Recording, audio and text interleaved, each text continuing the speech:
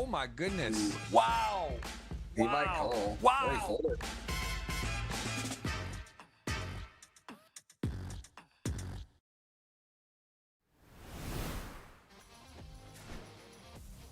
Welcome, everyone. We are here. It is that time, the GG Millions, Tuesday, October 21st. I got my man, Dennis.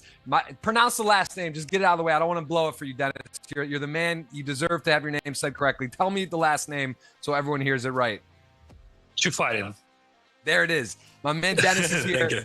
Part of GG. He's a great player, streams, does a lot of content, and there is a look at his profile. But you play a lot of cash games. I know you're doing streaming frequently, and you are a very much intricate part of GG. So I appreciate the time today. You actually have been on, and you will be on again, I'm sure, in the future. You filled in for your friend. Maybe you could tell me a little about his game, who is at the final table, Eric Yanofsky. Tell me about that. Yeah, I met this guy like a few years ago in the Bahamas. He's a youngster, and he calls himself Ukrainian. So he's father from Ukraine, but he's originally from United States. He's just obsessed. Like, he's playing poker every day. He loves this game very much, and you know, his eyes, they're on fire. And he's on fire. Actually, this is like second final table for him in a row in 10K. It's impressive. And he actually had reached out to me. We're going to get a look at the winning hand from last week. Obviously, bit of controversy with this. We'll touch on that a little bit later as well, where Real OA did win the tournament. As you see the winning hand here, flopping a pair and a flush draw. Let's talk through this one. Pretty straightforward, I guess, just before we get to the next part of this. But he does flop pair flush draw, just calls and now makes the flush. I think a lot of opponents would expect you to be betting. If you had a flush draw, maybe even raise here and heads up play if you have any type of flush draw. So hand a little bit disguised. He does cover massively, and he's going to actually lead out on the flush. Do you like this, or is this unconventional? I think in that scenario which they had, I just, you know, I remember the full final table. So that was just normal stuff.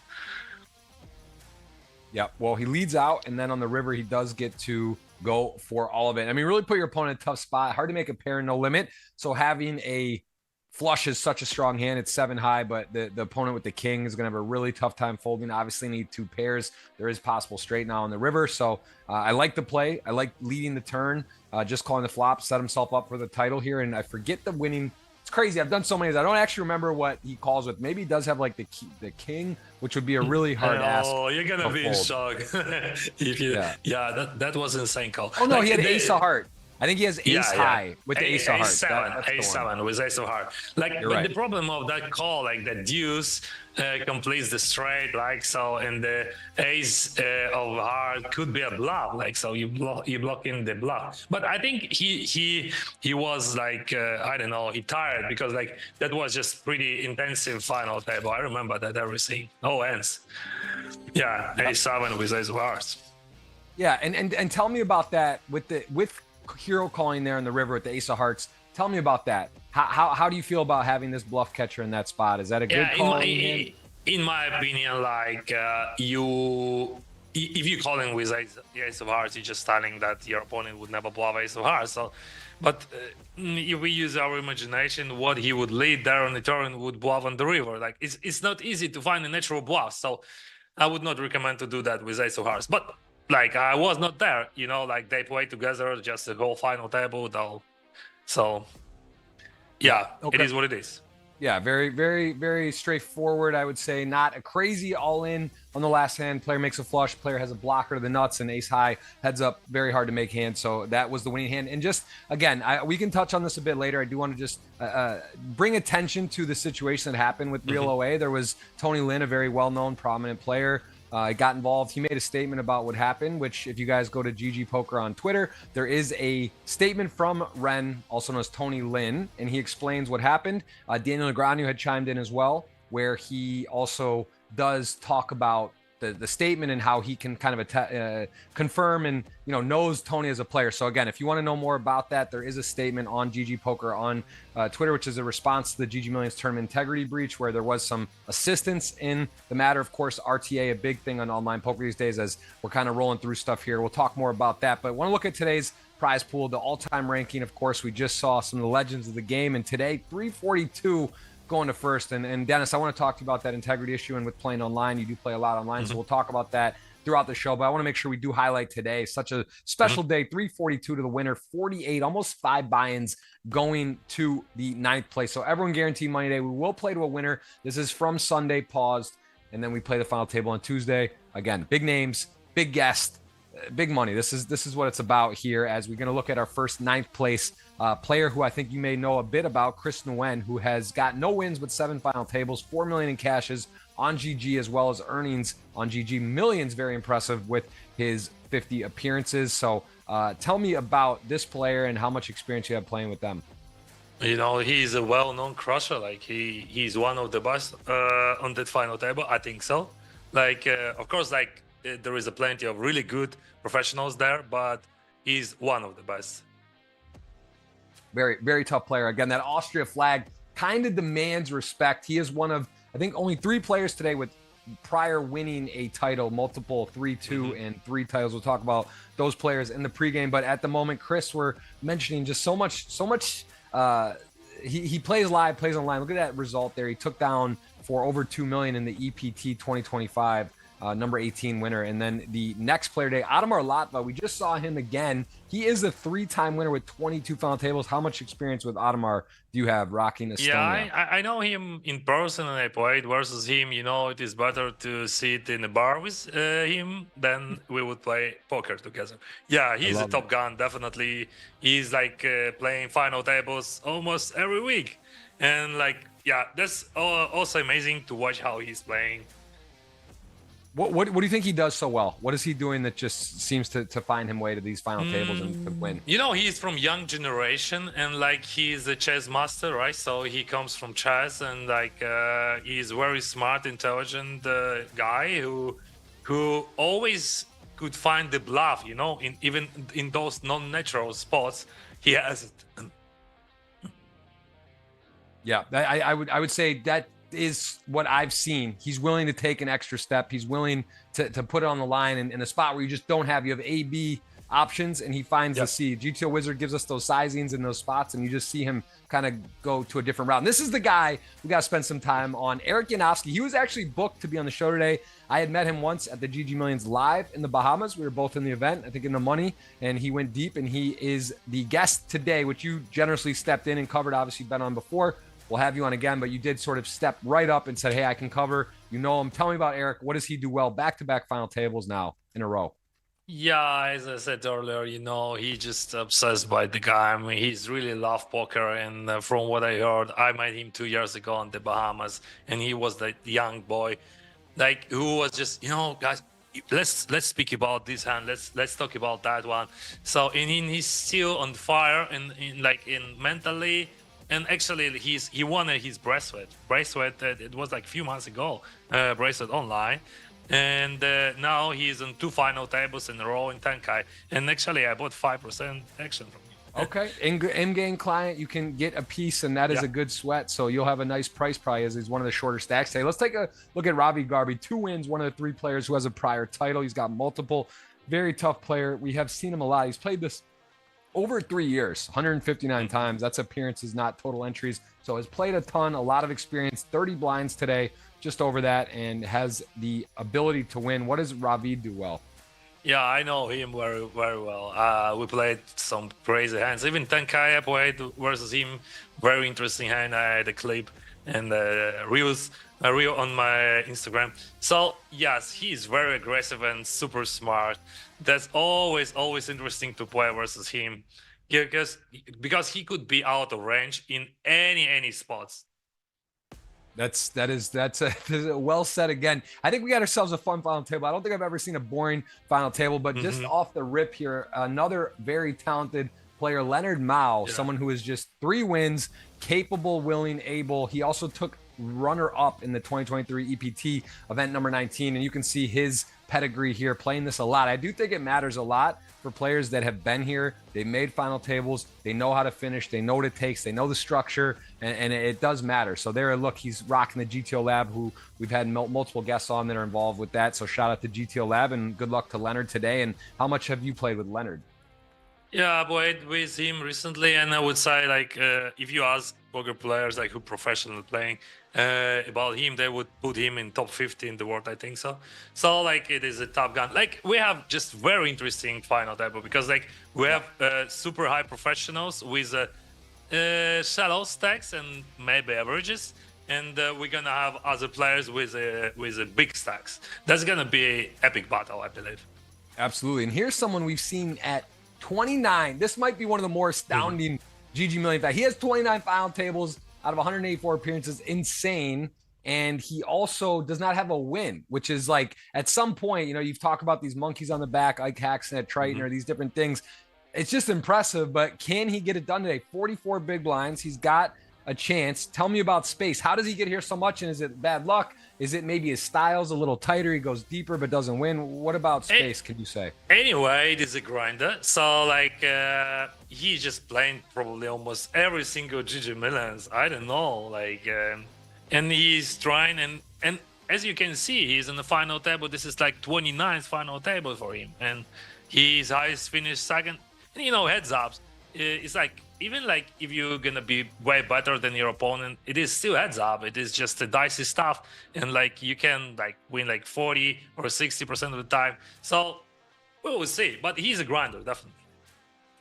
Amazing player, amazing final table. And this man, El Cow here, he is on the China all-time money list. You can see there 335. Also has not had a GG Million earnings. Is his first appearance, final table, 46 blinds, and does have some experience, 1.4 million in the client on GG. So not a rookie, but a fresh face to the GG Million. So I don't think there's much to say about this player. You would not have played with him, I played versus him. Okay. And I would say he's not rookie, definitely. And like, you know, in my country, we call those guys, they comes from offline. So like he's from live poker. And it is easy to understand when you're playing. So he has experience, definitely. Awesome. Well, again, these are a little bit more fun sometimes, the players that we don't know, or we don't know how they'll show up and how they're going to perform. We've seen actually an exciting example where we see a sort of unknown or someone that hasn't been on the big stage and they come right in and just go firing. They just put it on the line and they put pressure on. So let's see how he plays the ace queen off. Again, the top 3 stacks each week. We do the pregame and we get to see a hand play. This is at the 5K, 10K level, and you can see he's got a very healthy stack, covering the table by a lot. Could be an indication of being aggressive, going for it, putting pressure on. I mean, he's covering by a lot at this early stage of the tournament, and he has a good hand in the big blind versus the button. We see a very, very strong player, Thomas Mulacher, open the button. I expect him to 3-bet, covering by a lot. Very strong hand versus a button. I guess he could call, but almost certainly 3-bet in. Yeah. Too strong, way too strong.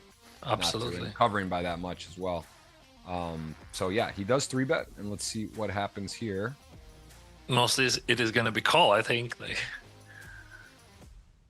doesn't matter what he has. I doubt this will end here. I mean, I guess he could re-raise and we just get C and all in, but I think we're going to see probably a post-flop hand, although that's a big re-raise, right? 4.5x. Yeah. But okay. Oh, top pair is good. top pair, nut, diamond, top pair, top kicker. Very strong thing as we see the highlight hand pop back on the screen there, as he is going to lead out, and a spot where you feel pretty comfortable. You're good with this. You 3-bet. You flop really well. Yeah, he's going for a range bet probably, right? So he 3-bets and just range bet in that. And he puts some pressure. As I understood, it is a semi-final, right? Looks like. Yep. Yeah. This is again a non-diamond turn. He does have the ace of diamond, but also, you know, he's feeling good. Unlikely 4-6 is in there, so you have effectively the nuts, unless you're getting trapped by like kings or somehow, you know, I don't think even like any other 2 pair combos are going to raise call. So like you kind of have the nuts here, other than kings or I guess maybe a set of 5s like in a blue moon, but that probably wouldn't play that way.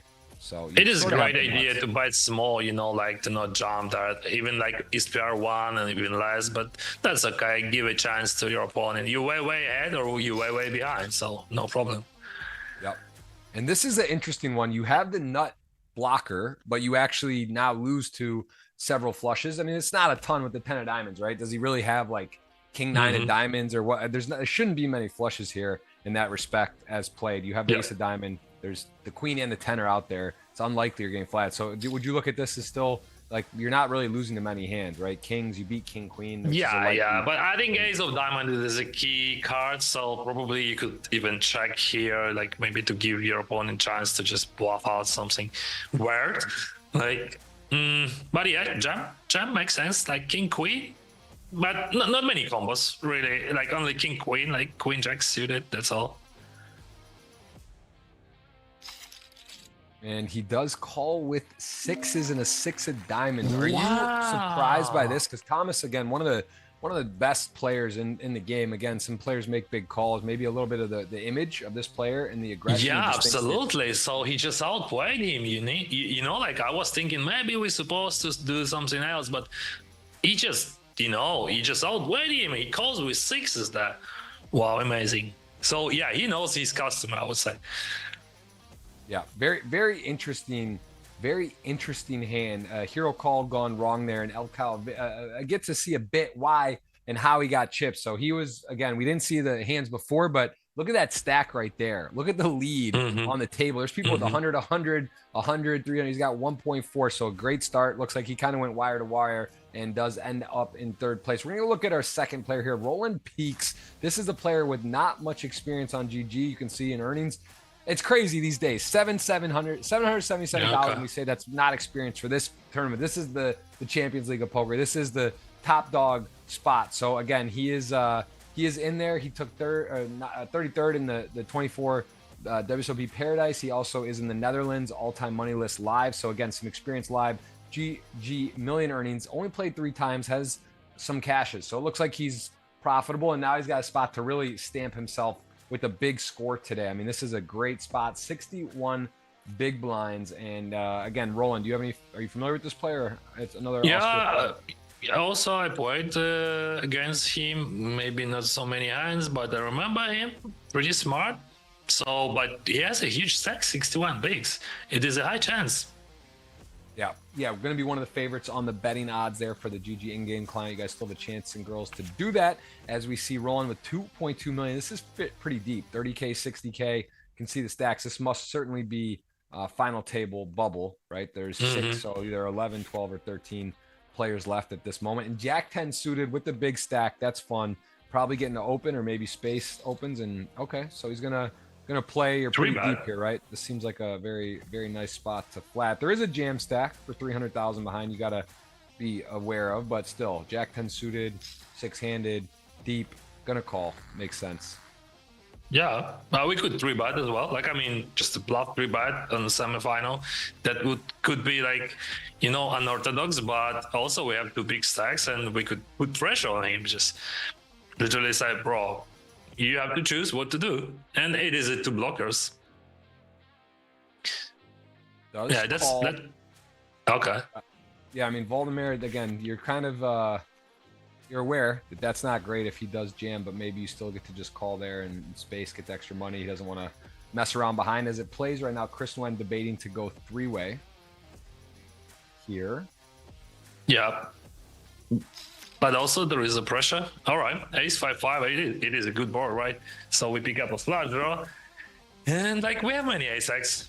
Probably we have even ace queen. Oh, we have some sort of suited ace, like maybe even all of them, almost all of them. So Razor's supposed to check. Yeah, that's smart. You should check a lot in that situation. And yeah, we're gonna attack, I think. Great situation. Yeah, ace 5-5. I mean, not too many 5s for Chris in the big blind. I guess he is completing though, third, and they're going to be a little bit wider. Although players I feel play this spot a little tighter these days too. And then the ace is out there, so yeah, this is interesting and gets called. It's a little bit. Quite scary, like. When big blind calls, he has 5x, but he has flush draws as well. But he has all flush draws, right? So he has many weak flush draws, plus some ace highs, some ace x's. And what we do? Yep, covered by a fair amount, but there's still 600 in the middle. You could see. I see Merritt in multiple spots here. I think it's probably a 2-street hand, even though he's a very strong hand. I guess you'd probably want to bet here and then decide the river, or if you check, then now that, I mean, this is not the best card, but you're either against the 5 or you're good, pretty much, right? So. But also, it is a good idea to, as you said earlier, that we have only 2 streets, right? So we also could check and defend our range, because like our opponent would have some bluffs and probably he's gonna fold all ace X's if we're gonna bet the turn. And now we just gonna call him. I don't see how we fold him. Like, yeah, well, so that check was brilliant. Little bit cautious, doesn't get the 2 streets, but also doesn't avoids kind of a awkward spot, if you will. But that is, I think, an interesting one and one to note, as we will see. And how would you kind of critique that if you're watching right now, you're at the final table today, you see this hand, what would be sort of what your takeaway here? I think big blind would fall. I mean, fold from big blind side would be okay with summons on the floor, because like, just as I said, his range is tough there pre-flop, so, and it is an ICM pressure, so probably we like, if we would have a spike, someone with spike, we could call on the flop, I think so, but without spike we could easily fold it, just in my opinion.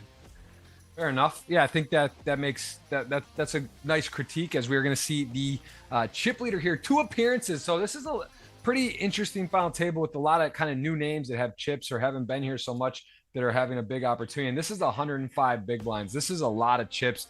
I mean, 486K in GG earnings, but none in the GG million. Has played it twice before, possibly a satellite winner to take a shot in a 10K, but he comes in with 105 big blinds. Someone who's a little less experienced and has a chip lead, what would be your advice to them?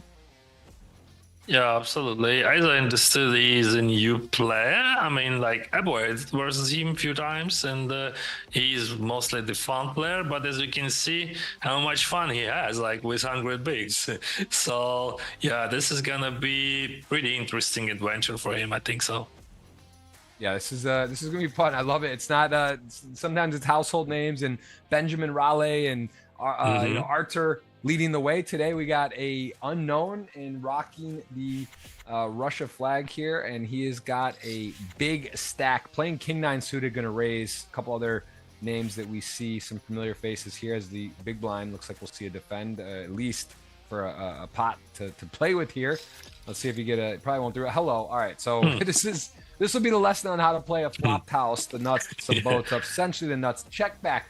Do you like that, or being this deep, do you just want to see that? Absolutely not. Absolutely not. Just, you're just facing up, because like you pretend to like, I don't know, you just range bet in there, right? So now you just, I don't know, telling, but yeah, sometimes it works. Sometimes it could be like a huge, like, you never know, but I prefer to bet the range part, of course. Wow, see, so I was wrong.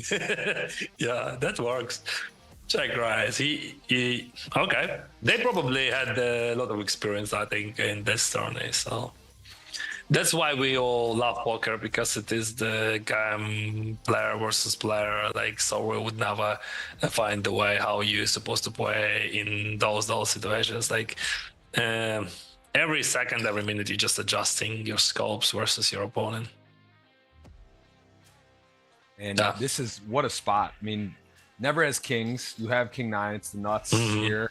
No straight flushes. You kind of double check the board in these spots. Goes for a big bet, and it is a very nice spot here. What would you, if you're rolling, what are you thinking to call with here? How strong a hand you need as played? I would not have any hands to call, honestly. Just like, because how we played, check raise, I would not have any hands. I don't know. I would buy it good highs on the turn, so I would not use that line, honestly. Just that's just about my strategy here. I would just play straightforward versus that guy, exactly. Like on the turn, I would just bad.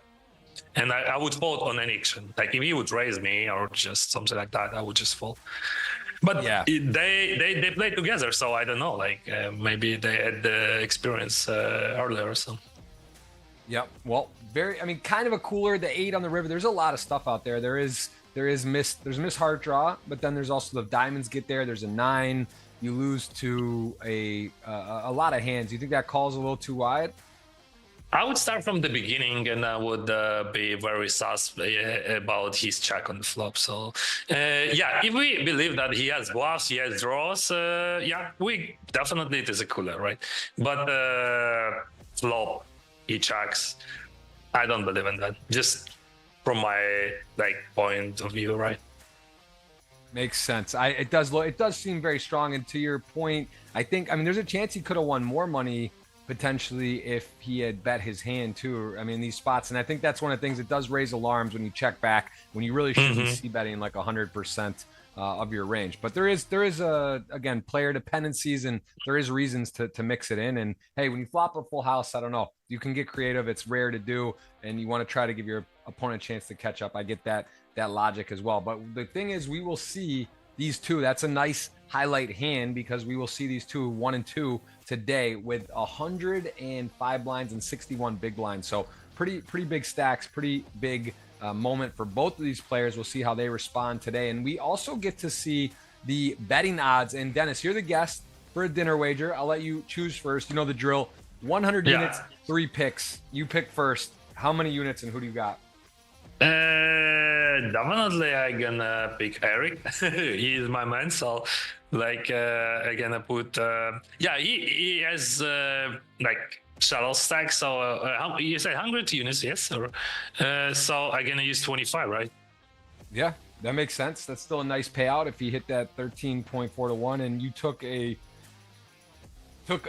down the road there. I like that. That's a respectable pick. You're a gamble. Show me a little gamble. I won't go for the top either. I'll go with Leonard. I just impressed with his game. 3-time winner, great player, has won recently as well, and does it online as well as often. A shot to GTO Lab. So I will put 40 on him, again, paying out pretty nice there if he is able to win. Again, we'll do a play money on the 100 units, but we will be trying to win for the dinner. So your second pick, you got units left. Who do you got? So I think again attack Ottomar, also for 25 units, so I have 50 used.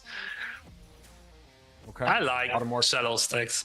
Big names. You're picking big names, but long shots. I like the strategy. I'll go with I'm gonna go with the chip leader, man. I try to be nice and not just pick it up, but you're leaving him there. I gotta try to win too. It is a wager. It is real money for the dinner. So I will go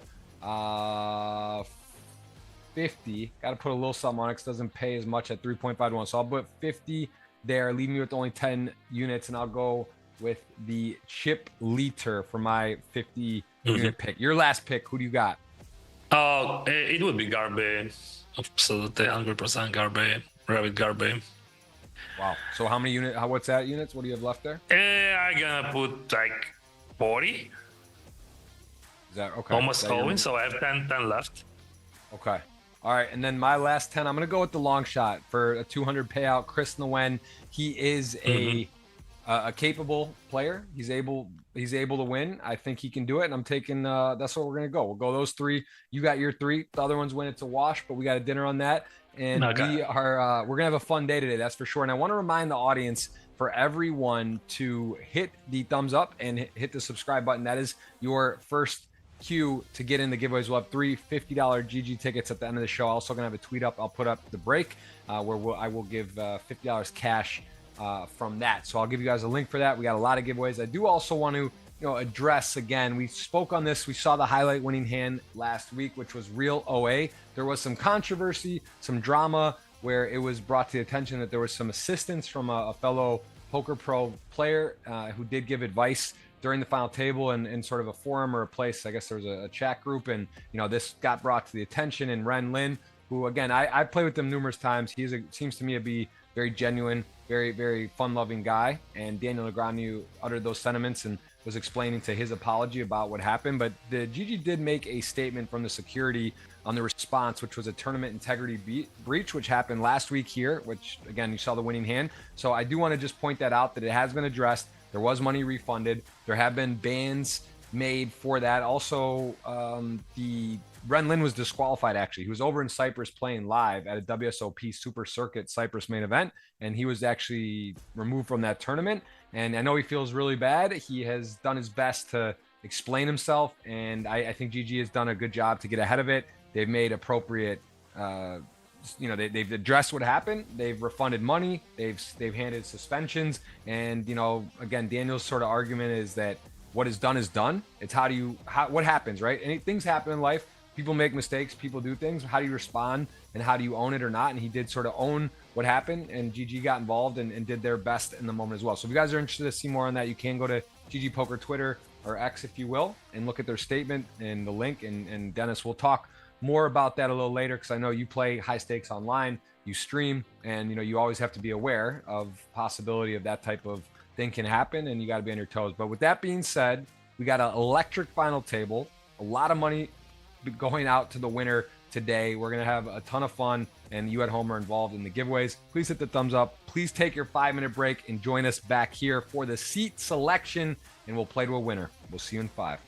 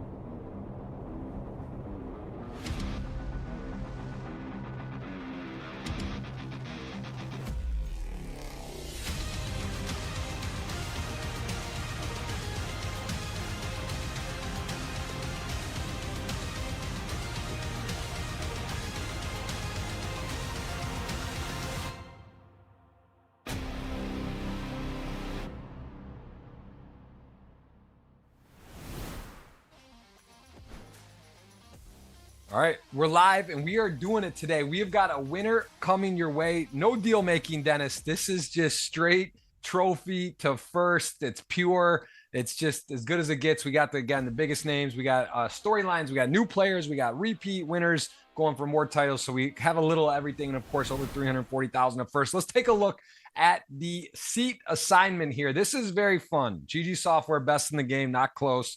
And this is sort of cool where the shortest stack goes first and it goes all the way up to the top stack. Give me a little strategy, Dennis, from a early pick to the chip leader. What can you do here, if anything?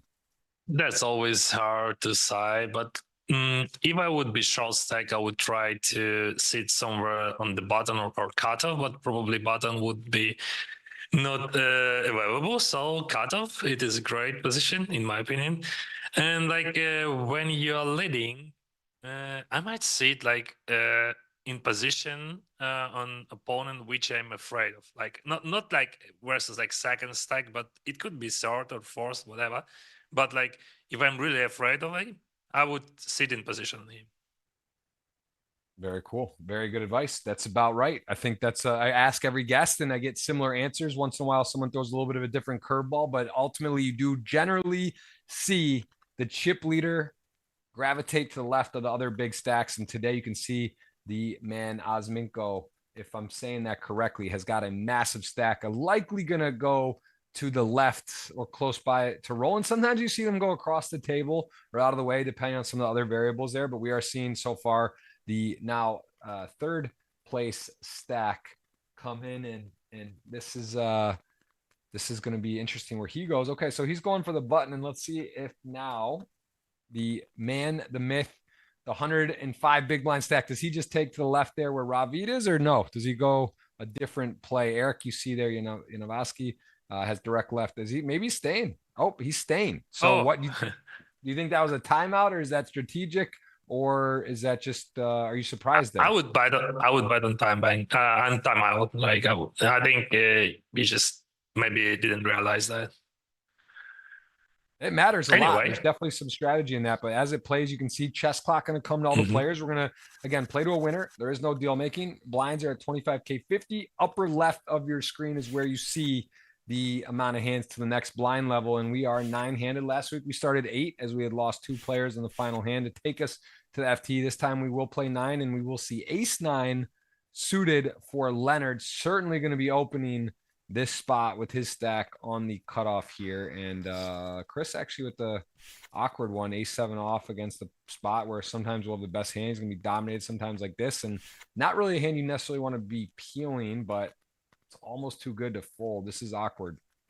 Yeah, but it is honestly almost impossible to fold, and that's always hard. Like you have like short stack, you have big blind, and a guy open raise from cutoff, so you want to call probably, and maybe sometimes you want to jam even. Like it depends, like what you think about your opponent. So let's see. He calls. Oh, this is just action flop. Like they both has they both have top pairs, but also extra flush draw for Chris.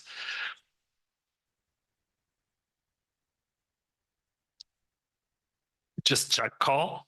I don't think that we have options with i7. Just check calling and hoping for a check on the turn. That's just our plan.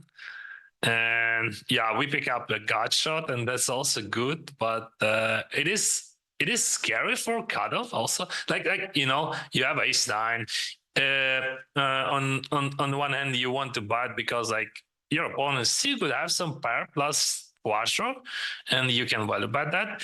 But you don't want to put all chips in the middle because like just one pair hand not good enough in this situation. So check probably would be the best choice. And is ace-9 still the best hand? That's very important. If you have ace-7 here, you could go for a block bet maybe, like 80,000, maybe less, like 60K, or just check. But if you're checking, you probably check folding. So because you can call that, honestly.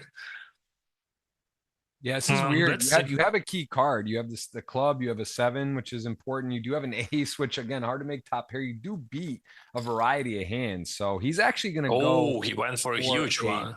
bet. And this is sort of, I guess I'd call a merge, right? A hybrid where it's like, I don't know if he's not really like, do you think that's part of his plan to get a slightly better ace to fold, or is he thinking for value? He's going to get called and he's going to see the Yeah, bad news. probably that was a value bet, but just in my university is a bit optimistic. I mean, to go with this huge sizing, especially when 6 comes.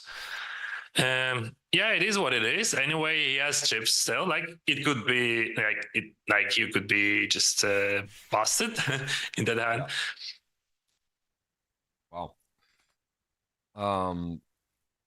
Well, very, very interesting start. We're going to see a super short stack Chris and a nice hand from Leonard. GTO Lab rocking that there. We've had multiple guests on the show that are a part of that program, and a very, very interesting hand there. So that'd be one to plug in right away. You could take some notes, review that. I think there were multiple iterations of that, multiple ways to play it.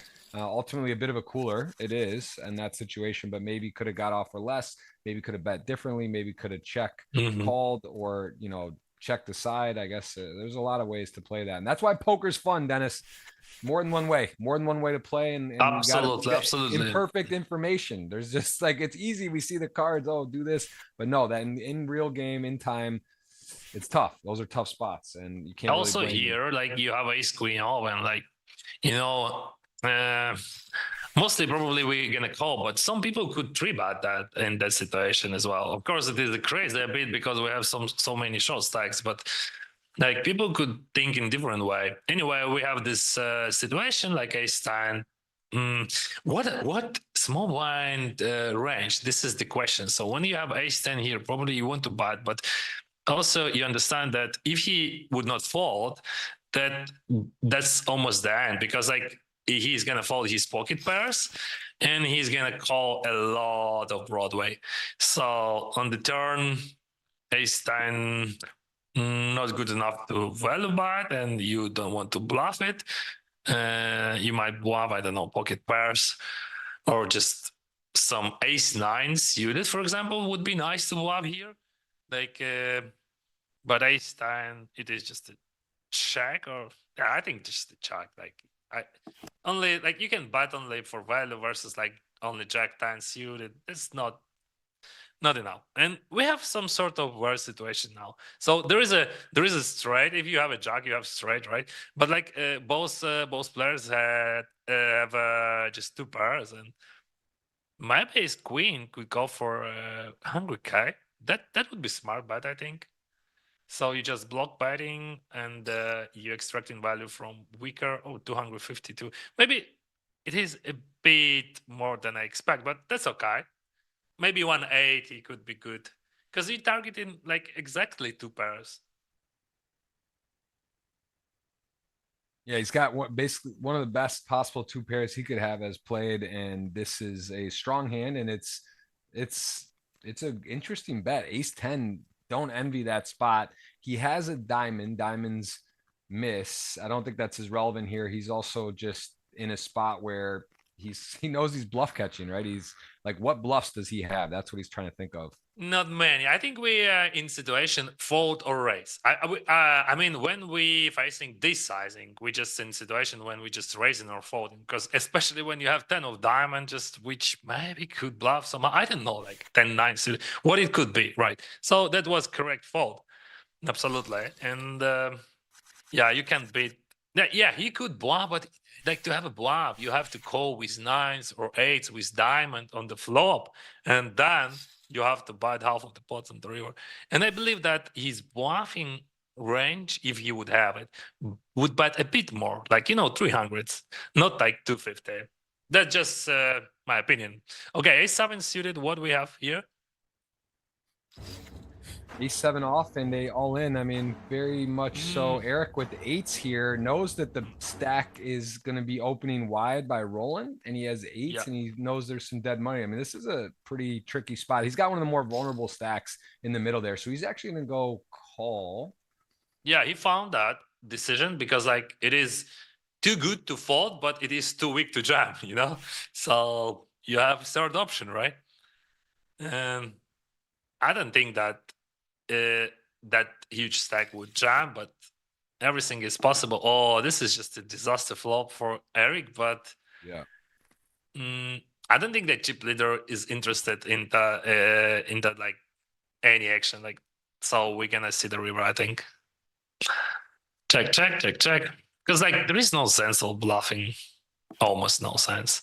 Oh man. Oh Wow. Wow. yeah. Such a big pot. Eric would have a Yeah. 50% stack increase from where he's Yeah. at, and we would see a knockout. Now a player stays in, gets half, and Eric now still has 1 million. That is a whap. That is a nasty 2-outer as played. So Chris with a little bit of life, short stack energy right there. He's got 5.5 big blinds all of a sudden, and unfortunate. Could Eric have taken an aggressive line there pre-flop, or it doesn't really make sense to get to line? I don't think so. And like anyway, result would be the same. Like he would lose to the Greece.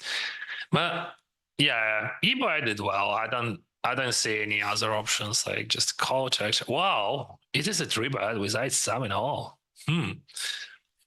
Now Wait, this is just like, and it's small. This is yeah. a small, very inviting 3-bet. Could Roland find a 4-bet with this invitation? If Azaminko is willing to go for this, maybe there's some notes from Roland that he's just out there. This is a very on the scale of light. This is about as light a 3-bet we've ever seen, and against the 1-2 stack. So quite a hand to start here. And I wonder if Roland is going to just go away, or if he wants to set the tone here and send one over the top. Wow, and it works, you know? Yeah, that's insane. Yeah, probably he had an idea, like he wants to 3-bet anything versus second stack because he wants to put the pressure, and it works. Yeah, amazing. 8-7. Oh, mamma mia, 10K final table. Come on. Ace-5 suited from second position, and like probably just a call small blind. There is a super high pressure for all stacks because like we have 264 and it is a 5 bigs, and also we have Ottomar with 768. So just call, and of course call with King 9, and it is just an amazing flop for Ottomar. Your mic's going a bit out, Dennis, when you turn, I think, to sideways, but Okay.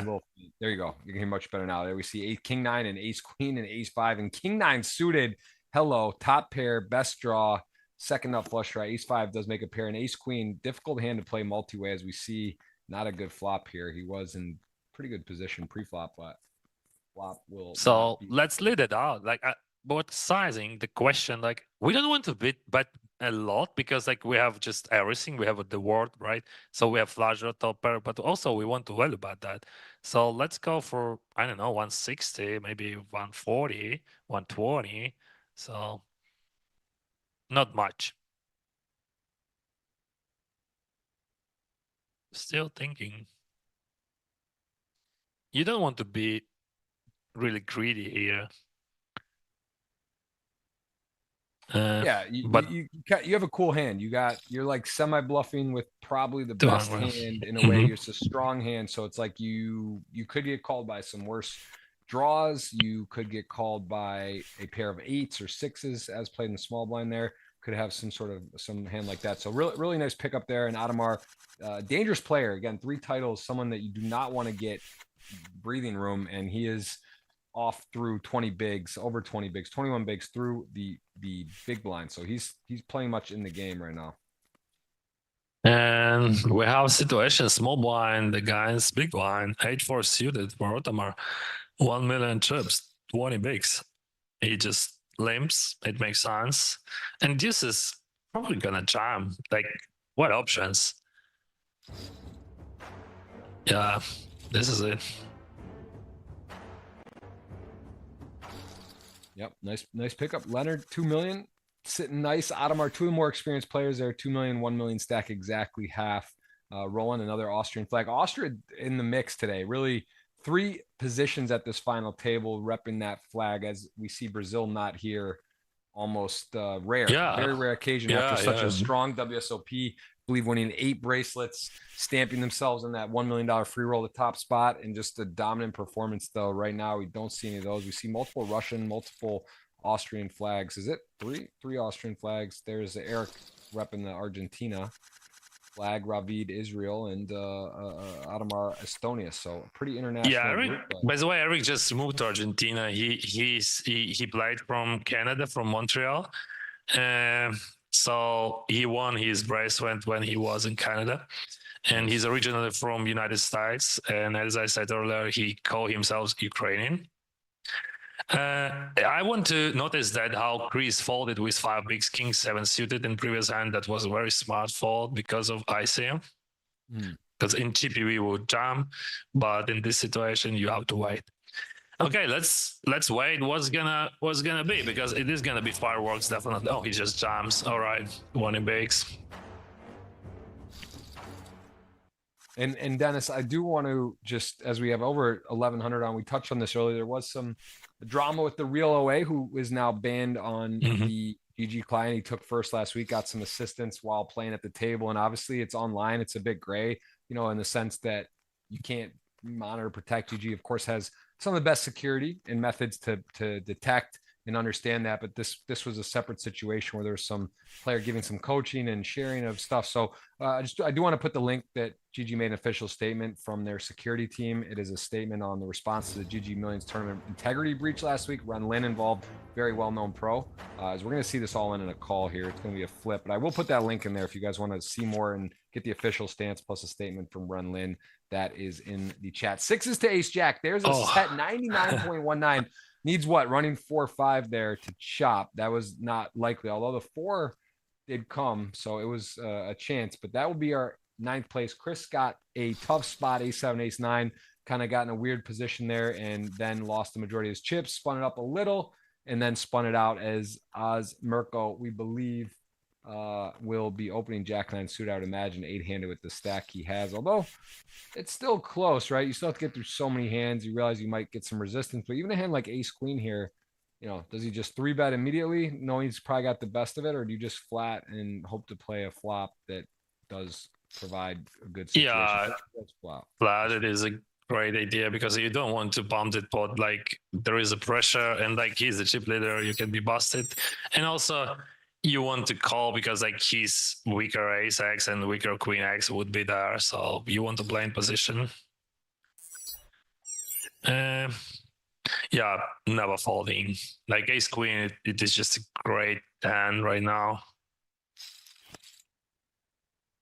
Oh, yeah. So now our 10 pick up a second pair, and both options I think would be nice. Yeah, we see recommendation, but made super rare and just check. And he checks. I don't know why ace queen wants to be batted there. Maybe just a slight, I don't know, value bet, and also like some pocket pairs would fall. I'm not sure.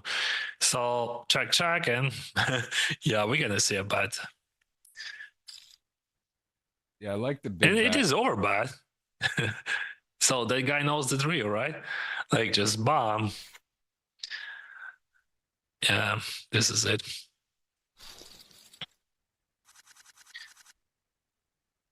Oh, what we have now? Ace-5 suited for Ottomar. Like, it is a tough spot. You have a good hand, but there is a few, like, the position pretty hard, but also it is very good that you open raising into exact chip leader big blind. So because that guy probably would not play super aggressive versus your stack size. That's my opinion. Oh, it is a great flop for king jack, of course, but ace-5 would not jack. I believe that he's gonna buy it 100% of the time, and sizing would be super small. Oh, he leads. Wow. He gives a very good chance to Ottomar just to fold and to not lose any chip. I don't think that we have a calling that end there. Yeah, I mean, you do have the ace-10 is the nuts. So ace, you know, you have a 1 card there. You realize there are, I guess, a world where it's like 10 high or semi-bluffing, but really it's not really enough to try to, you're so vulnerable, you're stack, you're short, it's not time to get cute. You're hoping for too much to go right there, as he does get out of the way, and we will go on 8-handed. So let's be realistic. Like theoretically, this big blind should not lead there on that board, but it is what it is, and it is good result for Ottomar. Anyway, then 9. Oh wow, he open raising pretty wide here, I would say. Interesting to listen his thoughts about that, especially after that he 3-bet with 8-7 from small blind. All right, it works. Jacks, Ace-4. He's gonna open raise Ace-4 because like 10-9 he open raise, so he's probably open raising Ace-4 right now. And we have a cooler, so we have Jacks for Rabbit and like Ace-King suited for Li Chao. Wow, tier 1. Ace King suited is a big hand. Jacks is a big hand, and Roland is really he played that hand from our highlight hand before the stream, right? He was our second place stack starting the day, and we saw the hand where he had the Jack 10 suited on the Ace 5-5. He turned the flush and went check, and the board ran off with a, I believe it was 3-3, right? Is that right? It was Ace 5-5 3-3, and he did check behind. So I mean, he didn't go for a ton of value. He has opened really light today at this final table. He's really even on the button here. Who Aza Mirko, who's been playing aggressive, he's attacking with Ace-4 off. So we see the call, and this is going to be a very big pot, I would imagine. Yeah, it is a correct play, definitely, by calling with Jacks now at 3-betting because you have 30 bigs and there is a plenty of short stacks you don't want to risk. And now your hand a bit undercover, like so. It is hard to avoid that. I don't know how. Let's see. Maybe he would find the way. But it is hard. It still could be a call somehow. I don't know. Like, and then, like all times, like we just call in and we don't see ace or king on the flop and let's go. But it is a 30 bigs. It is a lot. We have 1.4 mils. And the pressure is so high. I'm talking not about money. Of course, like it's not about money. It's about just the correct decision. I don't see how El Chao would squeeze here with wide range. So I think he's straightforward. He has straightforward range, and maybe he's gonna fold Jacks. You know what? Yeah, he could fold. Like, we're gonna see a massive pot here. I mean, this is a pretty big disaster to flip though. El Cow calling my last hand. He is covering, so he's gonna have 850 here. He's gonna have 4 million plus. Ace King suited the Jacks. The 4-5-7 pretty dry.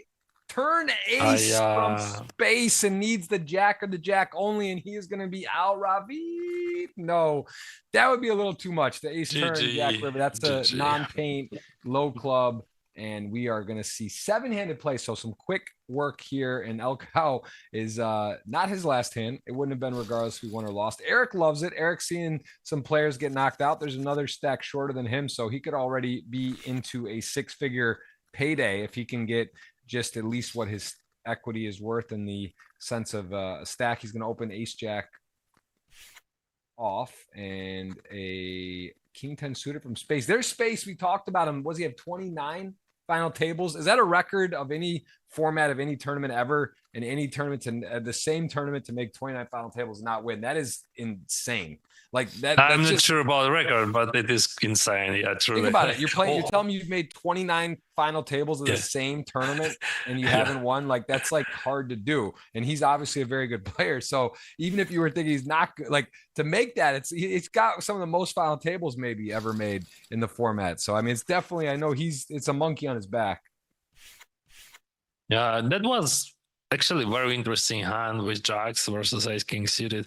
So yeah, by default, we just jam in those Jacks. It is too strong, but I still have that weird feeling because like if it would be like cheaply there, definitely it would be just a happy jam. Or if it would be that guy from bottom, like probably it is okay. But yeah, but still, and flop was so good, Maybe he would call and lead jam. Yeah, that would be weird, but you know, like when you play in poker, also like you have just a feeling that something wrong, like something maybe a bit unorthodox, and maybe you have to rethink your strategy. Yeah, it was fair decision, absolutely, but like still,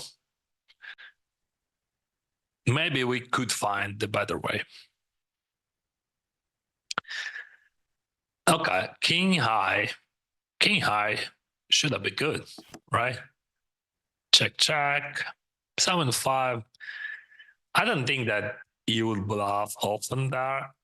Because like, yeah, he's supposed to bluff something, and like you have to choose something. Yeah, okay.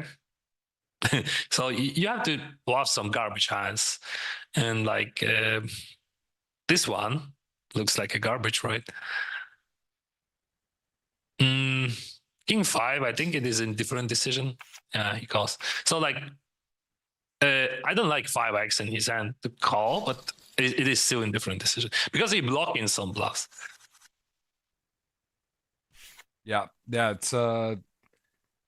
it's interesting. These guys are just showing the willingness to go for it here as we see the king 9 off run into spaces ace king. Maybe a little bit of luck and timing today for him. That's a nice spot. Likely takes it down right there, but a good time to pick up, 150. There's over 200 in the middle, and timing important. He's going to make a pretty large 3-bet.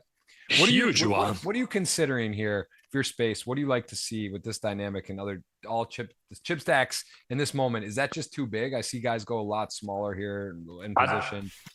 I believe that he's going for such a big sizing because he just wants to have it right now, because like just 2 stacks with like 700 and 600,000, he doesn't want to risk, so he just literally telling to that guy, if you want to, we can do it, but the price would be super high.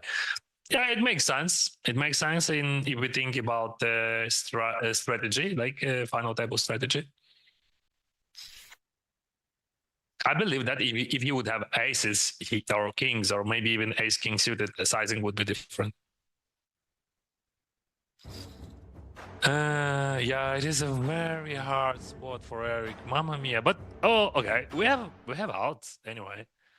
We have outs. And... yeah, I just want to point out Eric Yanowski was going to be the guest today on the show. Let's see if he can get his back-to-back final table. Going to get a little extra money on this not a flip, but he's behind ace 10 suited. There's the ace, the magical one right there. Can he fade now the river? He gets there and needs a hold. 1.7 in the middle. Oh, yeah, that was close. The paint sweat. There's about as many jacks as queens left as very close, and that is going to be a nice double. Eric takes an aggressive spot, gets rewarded, runs into top of range, and Leonard, and he got a little juice on it too.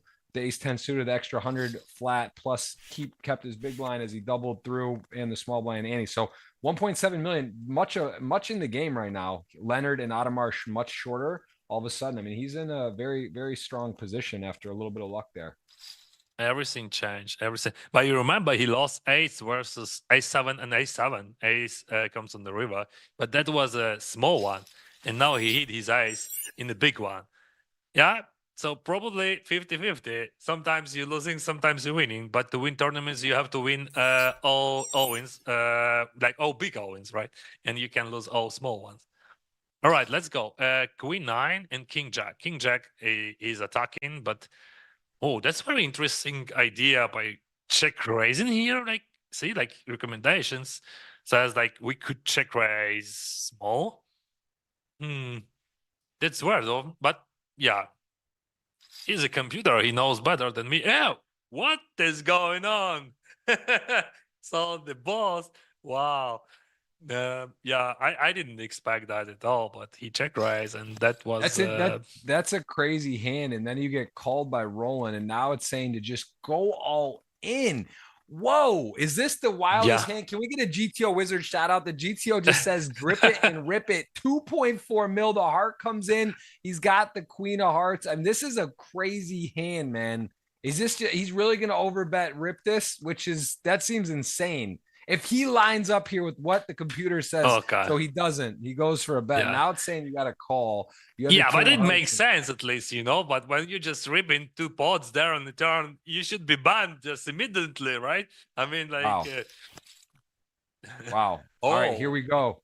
And now it's saying to go all in. So this is just GTO Wizard woke up and chose violence today. It's saying just go for it, bluff to go for a pot size river jam as the chip leader. I don't think we're gonna see that, but it's possible. It's possible. He's got the queen, blocks 2 pairs. Not that that's so relevant on this 4-liner plus the flush, but I mean, is he really just gonna stuff it in here? What do you think, guys? 1 all in, 2 some bluff, 3 check, and it effectively a big bet. And this is saying, of course, he's got king.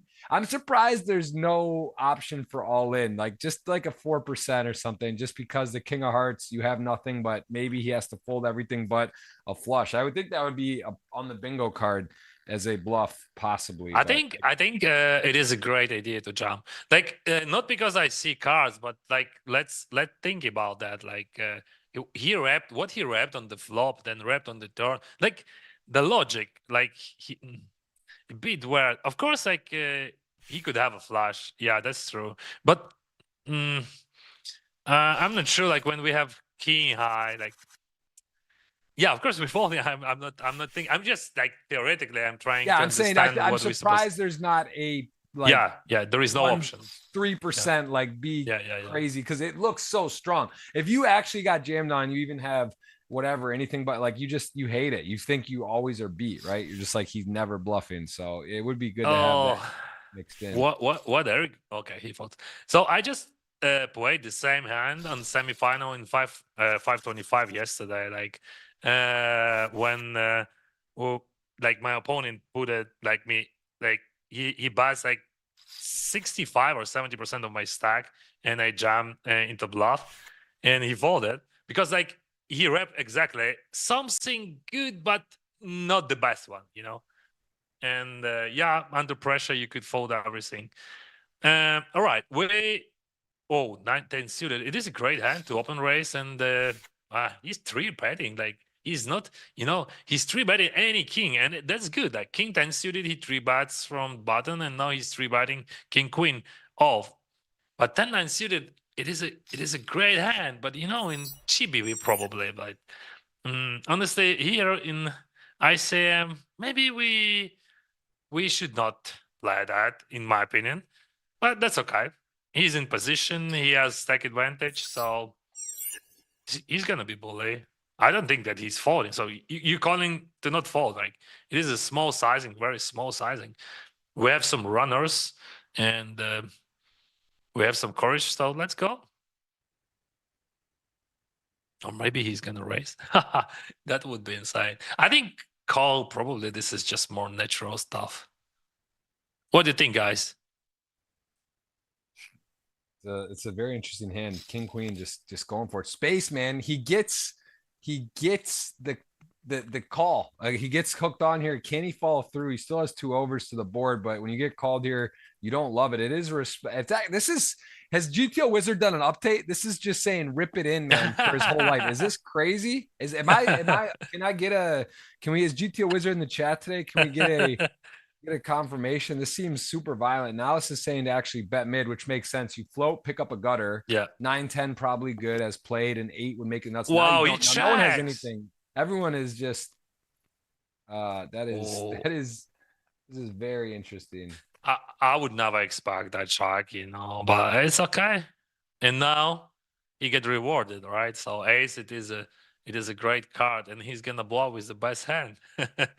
Yeah. All right. Fold. Yeah, that makes sense. But he's still there. What are you thinking about? Maybe he's gonna jam. No, that was some sort of Hollywood. 6. Yeah, but that's a bit unorthodox that he checked on the turn, right? Like if you just hit your gut shot and like you have just 10 high in position, I think that would be just more popular. King 7, Eric. Mm-hmm. He's ordering his coffee, maybe. I don't know. You know, that lot was a guy, I think, but if you, but that would be like would make more sense when you float in that hand and you pick up your gut shot. Ajax suited, it is definitely open race.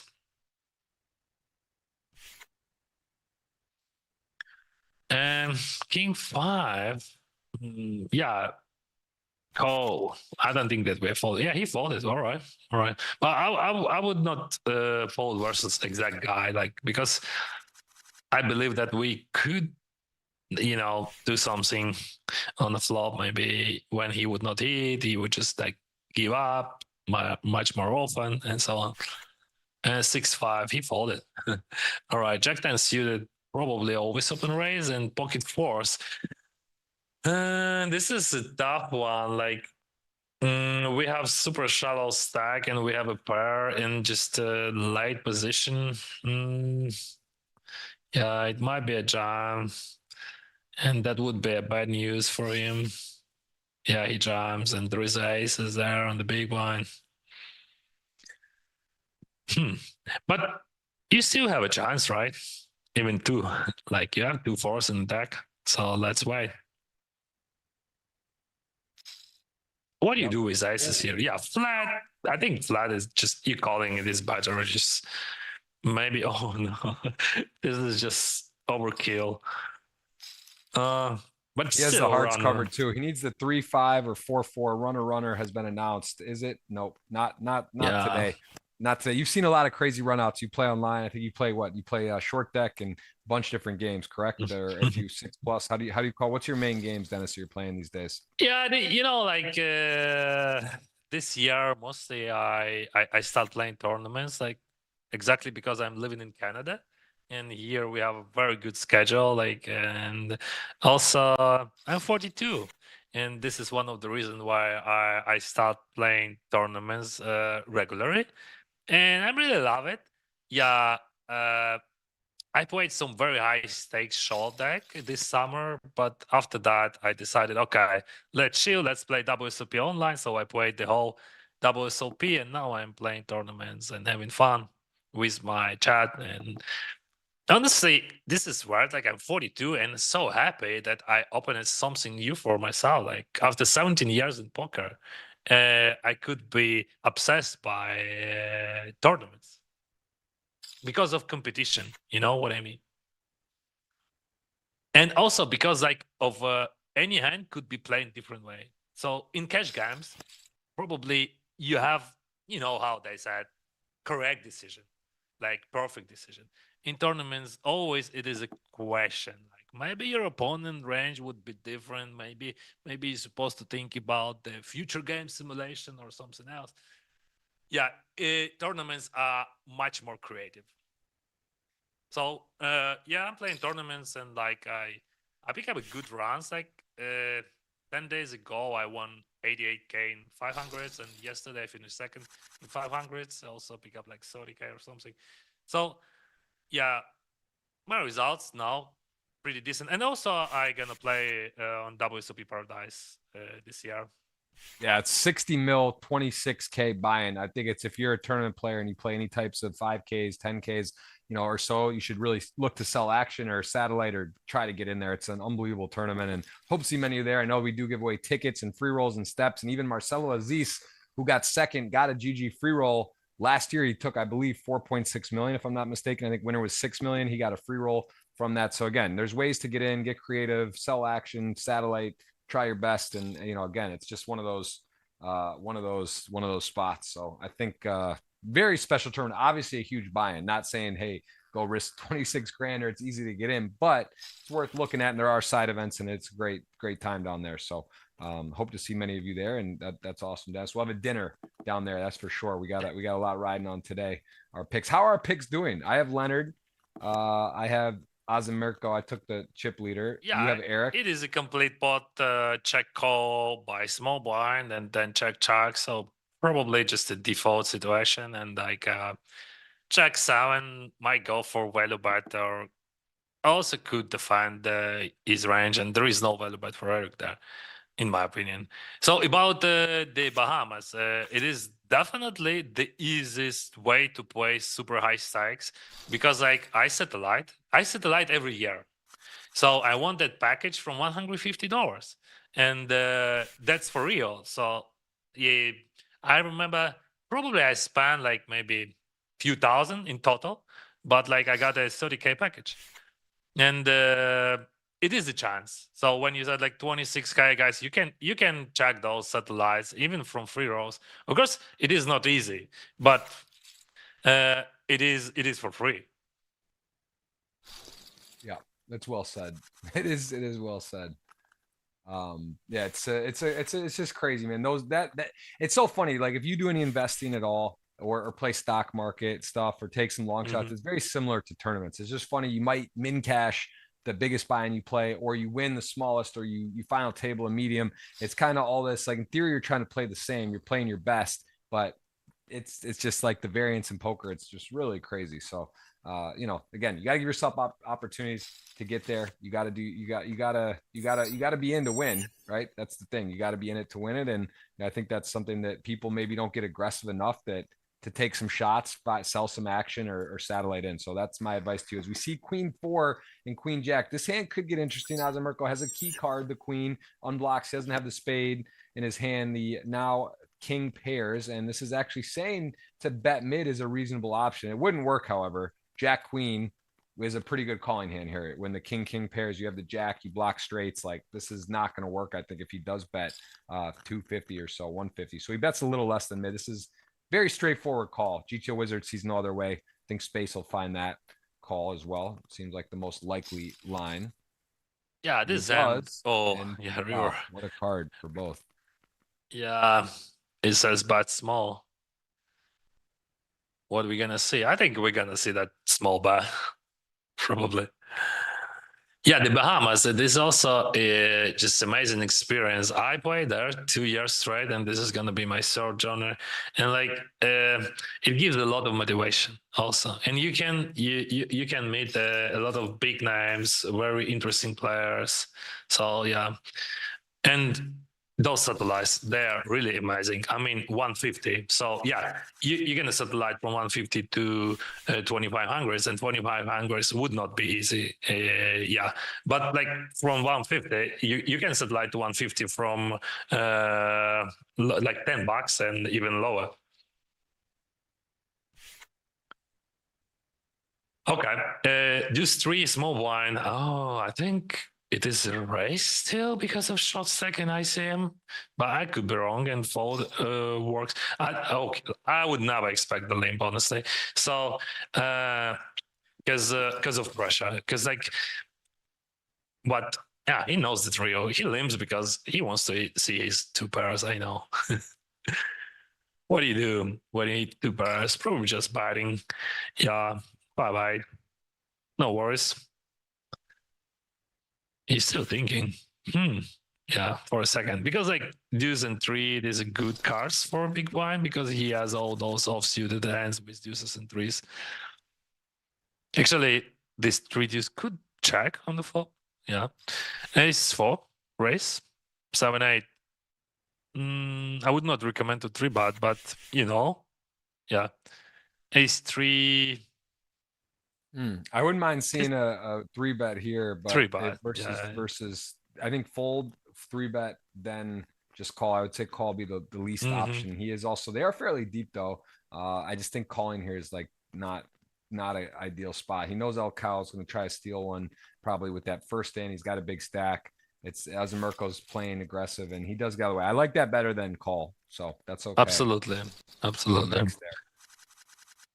Like 3-bet or 4, it is always good in this situation. Like when you play under pressure, under ICM pressure, it works much better. I think even in GPV sometimes versus just early positions, you don't want to flat a lot. All right, King 10 off. We just completed. Deuce 4. He even didn't think about raising. That's very important. She just almost snap-checked that. And probably he gives some information by doing that. And now we're gonna check 10 King, which makes sense, and we're gonna just check call if he would bet, and he bets. which also like you could do personally. You can pat those weak use ASIC to protect them from overcards, and also you could check them. All right, and I don't see any reasons to bet the turn. You already extract enough, yeah. Then king, you know that 7, it is a tricky card because like it completes the straight like 10-9 and took some bluffs from us. So we have some queen 10 to bluff, we have some runners, and we don't have spade. Probably in optimal ranges that would be check, but we could overbet a bit, and that would be nice bluff, in my opinion. Like 360 for 50 even, right? So like it's not a bit, like a bit more.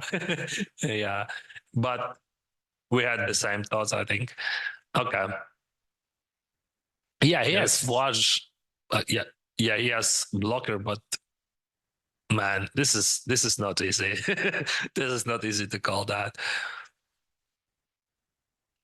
And the main reason, you have to find natural bluffs, right? So like queen 10, okay. Queen 9, okay. That's all. But there is so many strong value bets. Yeah, it works.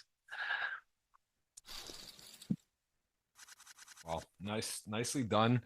Nice hands. We're seeing some high level poker. We're seeing people go for it. We've seen a couple coolers as well. And I gotta say, Mirko is a huge leader right now. I mean, he is getting to the point of almost having the chips, the total in play of everyone, right? He's got 3.4 plus 3, 6.8, throwing Eric. I mean, he's got a lot of chips for what, 35 to 40 something percent, six-handed, about 40%, but roughly. I mean, the total chips in play is 7, 10, 12, 50. I mean, yeah, it's a lot. He's got a lot. So it's just a really good position. You know what I will say, Dennis? I rarely see on the GGMillion someone just runs away with it. You do see times where it's three-handed, maybe 4. Someone's got a ton and everyone's pretty short, but you rarely see everyone short and a leader just like vacuum. So let's see if he's got what it takes. I mean, he did it with 7-8 suited. He set that tone early, 3-betting small out of position, 7-8 off. So I think we're going to see him push the pedal to the floor a bit here. Let us know what you think. Let us know where in the world you're watching from. Hope you have an amazing day. Hit that thumbs up. Be subscribed. Be ready for those $3 $50 GG tickets. As we said, Marcelo Aziz took a free roll ticket into 4.6 million. Imagine what you could do at $50. Wish you a lot of luck out there. And we will again have a variety of giveaways, including the $50 X on my post today. You guys are going to get 50 in cash. Someone, I think already a handful of you have hit the retweet. I'll put that link up again. And Dennis, where can people find you? How often are you streaming and where, and what are you streaming?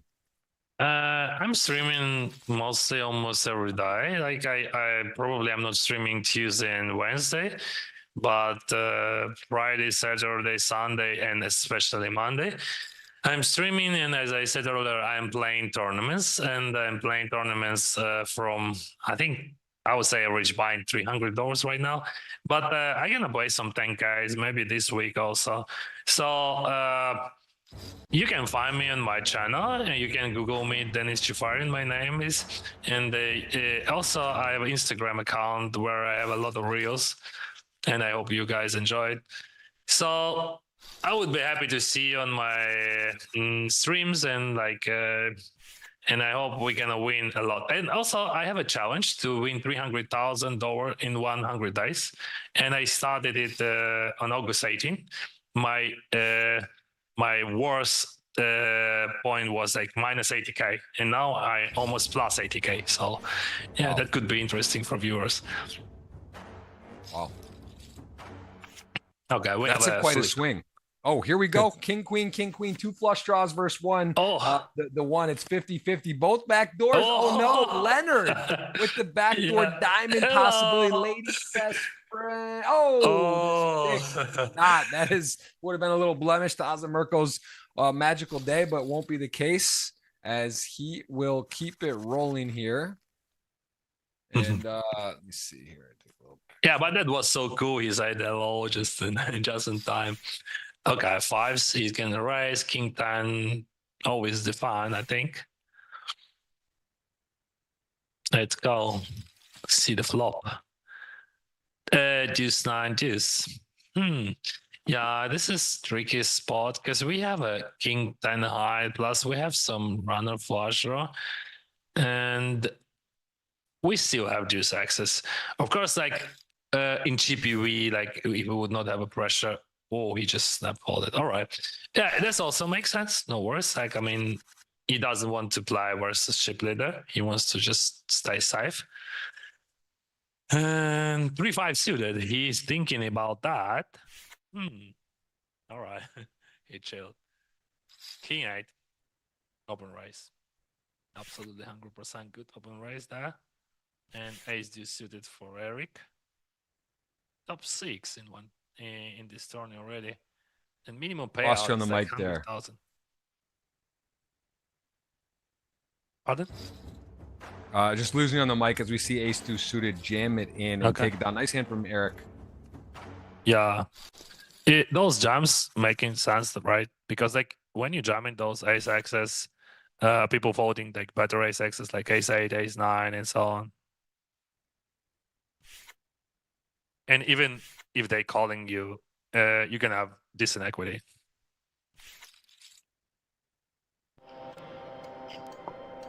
Oh, Eric, let's go. little that's rare. You don't see that pop up there. There he is. He's showing us. So he would have been on the show today.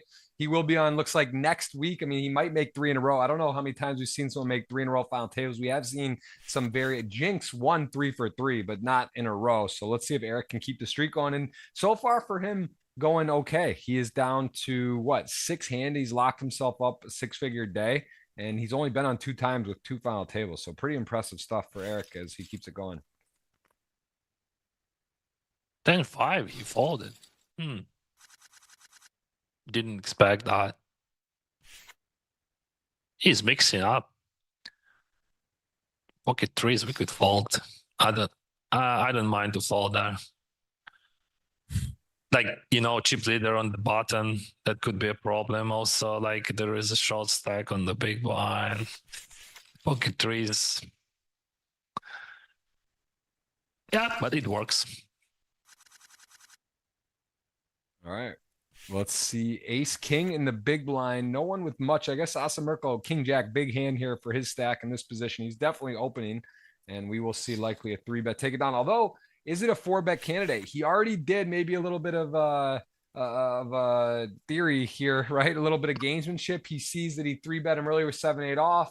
Now maybe he thinks that Roland might play back light and King Jack off. Not the craziest hand to go aggressive. Again, you're covering by a lot. You could re-click it. And I think Roland may be realizing there could be a situation where that happens. Let's see what size he goes. If he goes small, he might invite that 4-bet. If he goes larger, maybe that just ends. But let's see how this plays out.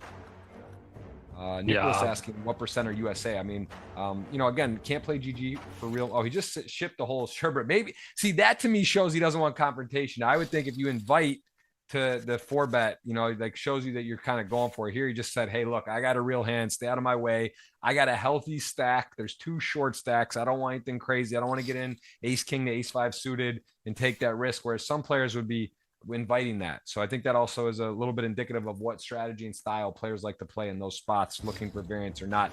Nicholas asked a question, what percent of people watching it from the USA? And you want to say where you're from? We got 1,500 watching today on a beautiful Tuesday, and we see 9s rip it in as Azamirko close, but how much is that? Yeah, he's going to say, let's run it. Ace 8 suited, got a heart, 9 of hearts. It looks like a big favorite. We know it's not. And this is just one of those days. Can he hold? It is a very much so needs to fade, and 9 only now. 1 to come, slow peel. No slow peel. Sometimes slow peel, sometimes fast. That's it. GG. Leonard going to go out. That's good news for everyone, including Eric, who now is the shortest, but sees another similar stack go out of the way. So Eric's done his job. 5 left. He's got a nice payday locked up. He still has almost 20 big blinds, and he's in a spot where Azamirko may do some dirty work for him. So if he can get a double or chip up a little bit, he's really in it. And a fun dynamic taking place here is that once we get to 4, we're going to do the giveaways for you guys. So that is a fast start, I would say, right? We're under an hour and we got 5 left and a huge stack. 8.5 million. He might have about half the chips in play. Is that right? There's what, 4 million, 6.6, Yeah, 10 million. So he's got a probably. little under half the chips in play with 5 left. That vote with King 8 off on the big one, I think a bit questionable. Like, I'm not sure what to do. Because, like, we know that chip leader could be wide and that guy could be very wide. And also, we had, like, a shortest stack. Maybe we could defend or... Yeah, fold is okay, definitely. You know, when you're playing on the final table, when you're choosing between folding and calling, first of all, think about raising, and the second one, fold would be okay. Would fold making money, definitely. Raise and call, and nothing, absolutely nothing for Jack Deuce. What are you gonna do? Checks.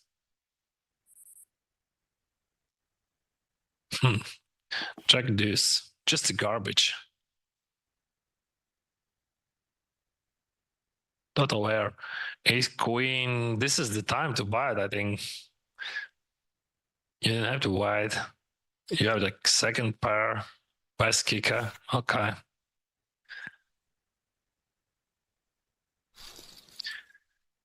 $9 mils. He has 9 mils. Mamma mia.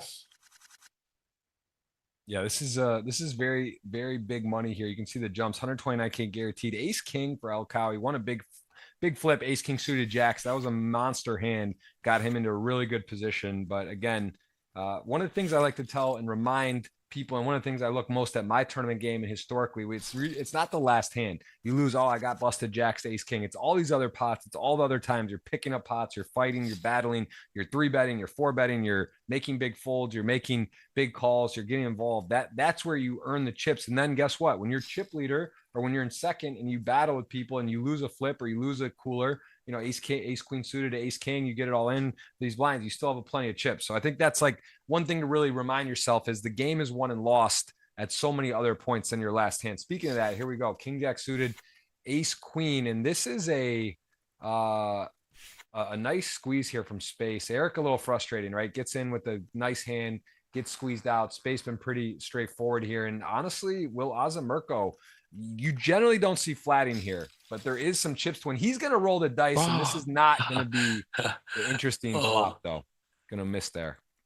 Yeah, that's a bit optimistic play. Starting from pre-flop. And now we have 1.1 miles in the middle. That's why, you know, when you have a chip leader stack and 5 people in play, and you think maybe you could play everything, maybe you could put pressure on everyone, and then bam, bam, in 2 hands, you're gonna be out.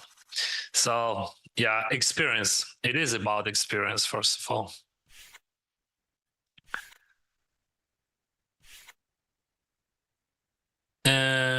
Queen 5 suited. Just that, I think he's gonna call always. I don't think that he's ever raising there from what I saw from him. And ace queen, definitely we're gonna raise that.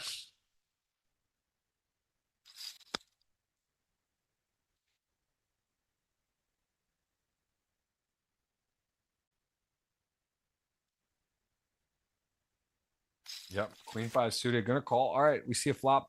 Ace queen, man, it just seems to miss. This hand just hard to hit. I guess we did just see it connect in a squeeze pot against 9-7 suited, but not a good flop here. Queen 5 suited has a chance. Eric, this is a tough spot for Eric, and this card is inviting, opens the door maybe for the Queen 5 suited, although, you know, it's still not a great board there, but you realize your opponent might have a hand like this, right? If he has an overpair, if he has some kind of connectivity, you might want to be betting. He is the shortest stack. He has the lowest risk premium. If he goes out, not a big deal, but I wouldn't mind El Cal taking a shot here. Wish GTO Wizard was on our side. And this is probably going to get it done, right? This is sick. Eric really can't do much there.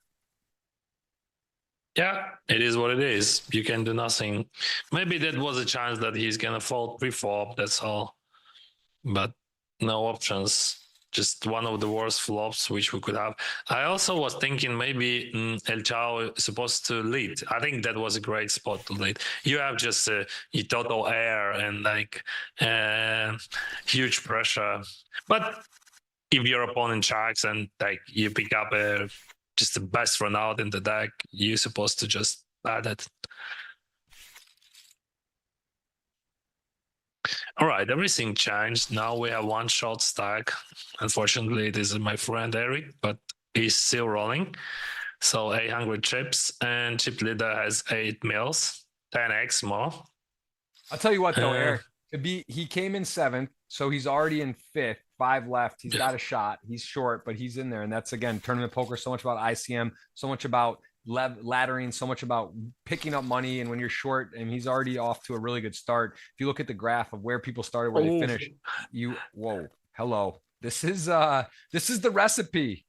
This is the recipe to get it rolling, man. Eric with aces versus Asamirko, who knows he's going to be light here. He's definitely going to be kicking this up, not going to be flat. He's going to 3-bet, isolate. Doesn't have to bet much. Yeah, he goes fairly small. What a dream, Dennis. You're at the final table. You got the guy 3-betting you. Just rip it in with aces to 10s, 4-1. This reminds me of it was Canoli versus what's his name at the World Series main event. Aces to 10s, all in, 6 left, and I hate to say what happened there. Was dirty, but this so far is clean, and now he's just got to fade the 10 only, or we're gonna see a double to Eric. It'll do it. Awesome. Nice. Merkel running a little too hot. Not there. Eric is in the game, ladies and gentlemen. The guest, he had good energy. He came, he reached out. He said, I want to come on. I said, I remember you from the Bahamas. And then he had to call in and say, hey, I made the final table. I don't know if that's happened. Out of all the guests, so many players who play this tournament, maybe one other time someone made the final table and then had to move. And a lot of time the players are playing. So pretty crazy, right? And I think, we saw that right? He's played 2 times and he's made 2 final tables, if I'm not mistaken. Is that correct? Yeah, you're right. Yeah, 1 appearance, 1 cash. Now 2 appearances, 2 cash, 2 appearances, 2 final tables. So he is in the mix. He has got himself an opportunity. I'm sure he's got it on the big screen on the side. So hello to Eric. You guys will see him next week and see if he can walk it off like a big day today. He's got a chance for it and at least secured a nice ROI here as we see Ace Jack make a correct 3-bet. Space going to open in space. 29 final tables, looking for his first win. Crazy. Yeah, still no win, but so much experience. But it could be, Eric played 2 times and 2 times in the final table and 1 win. That would be an insane story, right? Yeah, Ace 10. Crazy. I think it is. That was a spot where you could think about that pretty bad. I think, like, if I would be Eric, I would think about it. I'm not sure that I would do that, because like he was not aggressive here. He was sitting. He was showing his hands, like good hands, right? And he had a position. And let's be realistic. It doesn't matter what kind of ace you have, right? If you have a good image and you're on the button, like you have ace, it is a blocker. So it is argument. Probably any ace, any suited king also, like, and of course it is just a question of frequency. All right, those guys also have aces and a pair. Wow, top pair versus third pair.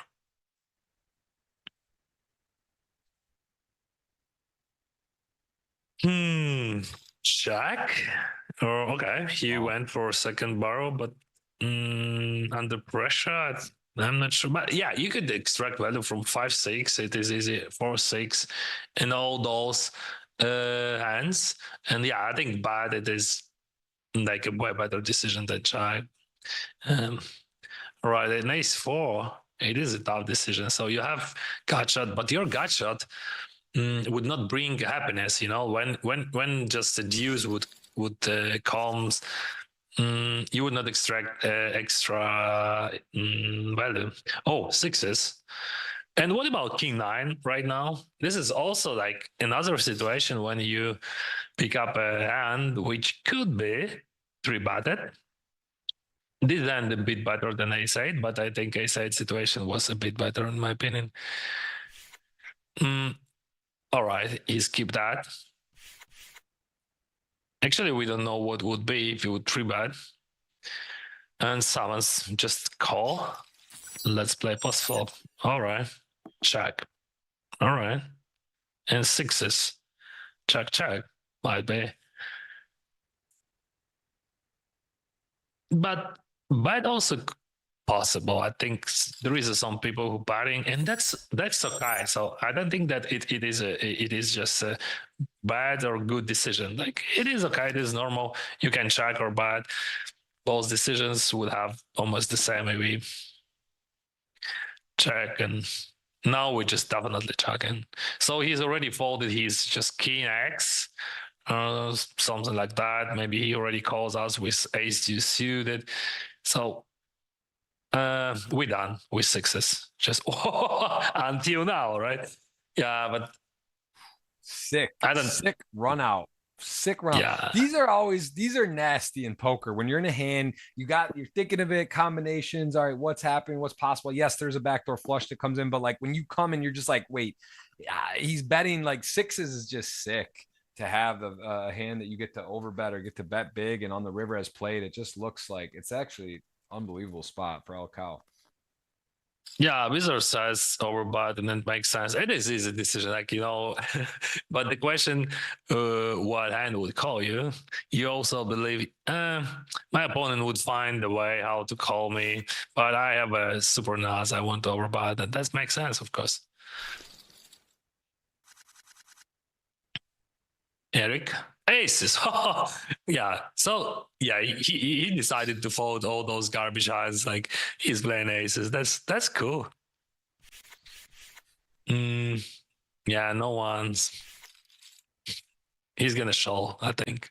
No, that would be nice. 1.7 mils. Ace queen, ace nine suited.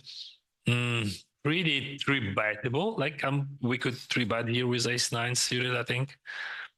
And from what I saw from that guy, he's very aggressive in position. He calls. Also makes sense. He think that his range would be wide, chip leader's range, and he could play in position with a very good suited ace, but definitely not folding, right?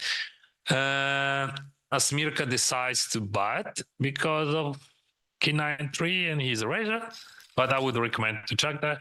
And because the range of his opponent in position, he has a lot of broadways, like plenty of them.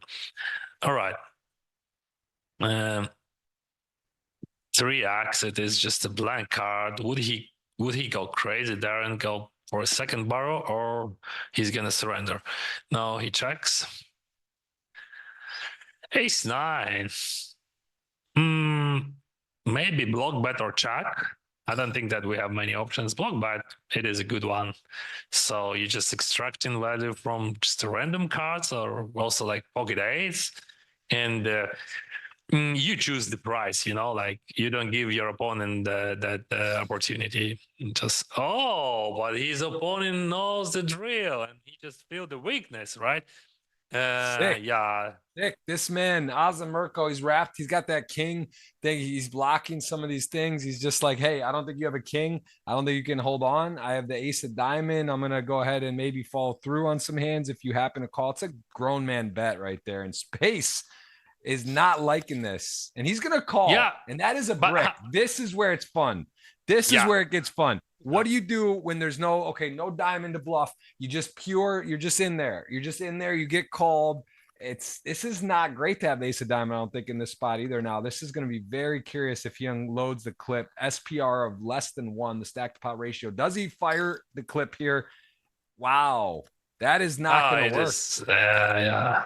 But let's be honest, like, what kind of hand would make that fly? Like it is a high chance that it is just a bluff, and we were talking about that. It is about experience. So he felt that there's some weakness, right? He smelled it, but then he tried to bluff, but he didn't realize what he could represent and what he would do on the river. That was the best card on the river, right? So. And I don't think that his opponent would fold if he would jump. Yeah. because like his story was not clear.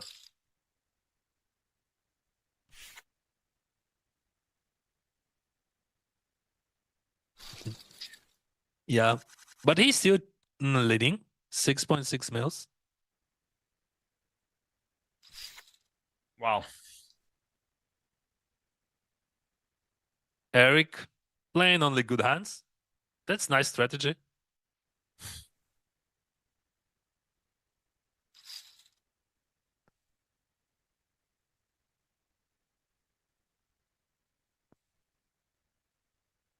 Wow. What an absolute just, I mean, there's just so many interesting hands today. This has got the making. I mean, Azamirko getting a little bit of adversity now. He was up to 8.5, I believe. So 2 million downswing. Space could taste his first title today, potentially in 29 tries at the final table. Impressive stat. Blinds are up 40-80. Five-handed, four-handed will cue those giveaways. I want to remind everyone, hit the thumbs up, be subscribed, be ready for those $3 $50 GG tickets. If you do not have a GG account, if you are in a jurisdiction you're not able to play, you still can enter the giveaway. If you win the ticket, gift it to a friend, sell them it, give them half, let them play for half of you, for as one example. So there are ways. If you are not able to play on GG, you still can enter and try to win those tickets. And we have 1,500 watching. Amazing audience. What a group we got. I'm excited. Dennis is here filling in for Eric for today. Dennis has been on the show. He streams on Twitch, YouTube, all the fun stuff. And Eric Yanofsky, 2 final tables in a row, 2 times playing GGMillion, 2 final tables. And he will be a guest next week or at the final table. GTO Wizards working here, telling us what to do. King 9 clubs also had a good flop earlier. 9 high 2 clubs. This time Ace 4 in the lead, but King 9 has a big bet coming, is what is very likely, because we know Azamirko likes aggression. The Wizard is recommending big. Let's see if he does fire a big clip. And that's a tough ass to hold on with the 4. 520 is the number. And this is saying to call or raise small. I would never think to raise small here, Dennis. Is this, I mean, crazy stuff, man. This is that. Put that one in. I don't know. I don't know, GTO Wizard. I got it. Sometimes even I know I'm not playing at that GTO elite wizard level, but that one I would have to plug in. Are you aligned with that, Dennis? That seems a little out there. Absolutely, my friend. That's insane. Like, oh, he's showing he's showing just a crazy aggression to that. Like, I would never expect that raise. And also, we had that jam with Queen 8. You remember, like when he check raise on the flop. Oh yeah, that's very interesting to understand that logic. And also, that's a bit, I would say it is good, because like if people would do that, they're gonna be banned.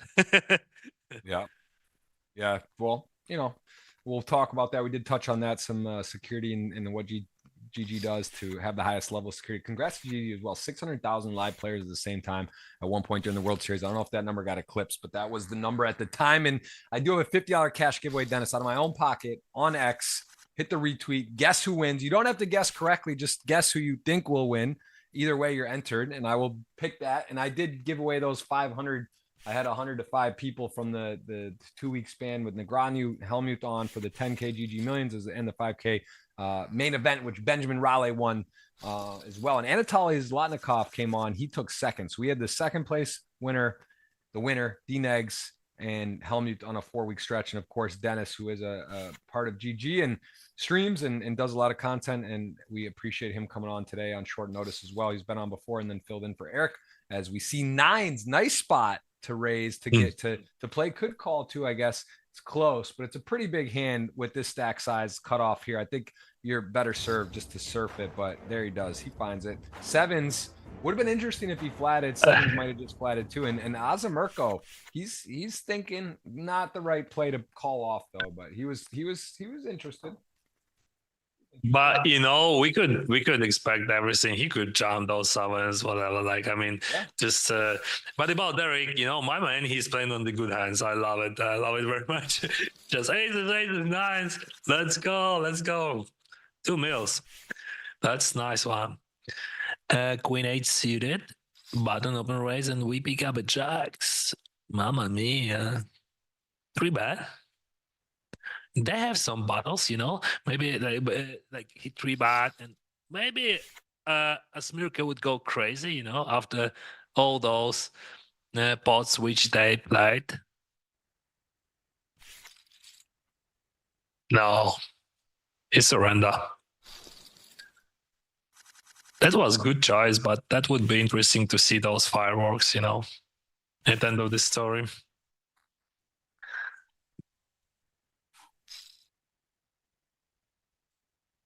King Queen and King Nine. King Nine just check. But also we could raise, I think. But I mean, how that guy played, he never did something extra aggressive. He just trying to hit, playing his hands. That's why I was thinking about those jacks. You remember, Ace King suited versus jacks, because I would call him like less aggressive than average player. That's very important. And King Queen could play bet or check. Both options was good, I think. All right. Ace for open raise. Gato, big stack. Let's go. 9-6 folded. And oh no, he folded. Didn't expect that from him, honestly. But it is also like optional. It depends how you feel, what is going on right now. Maybe they're gonna be more aggressive. And King 10 defense. There is no leads because of stack sizes, but those structures could be leaded. And Pocket Dice, we're gonna go for a bigger sizing, I think. Yeah. So like those structures in this hand, everything works well for him.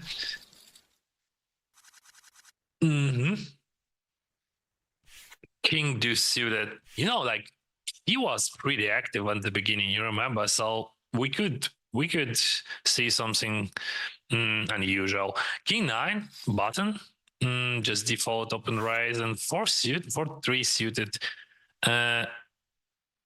Defend, but with that guy, we could expect everything. He could 3-bet, for example, but most of the time he would call. I remember how. Yeah, see, so you could expect that from.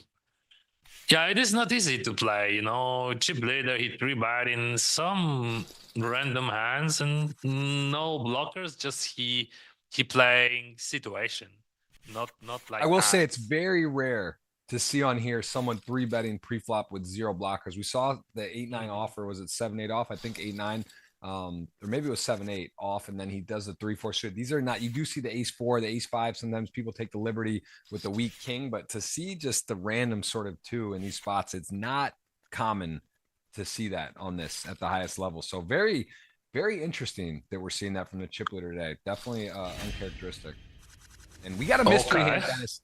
Don't blink. We got a mystery hand. King Deuce in the big blind. Makes me think it's blind on blind because unlikely gonna. There we go. We're already ahead of the curve. And let's see here. Maybe a limp and a raise. That's my prediction with the King Deuce off. Probably going to be limping a lot. Small blind.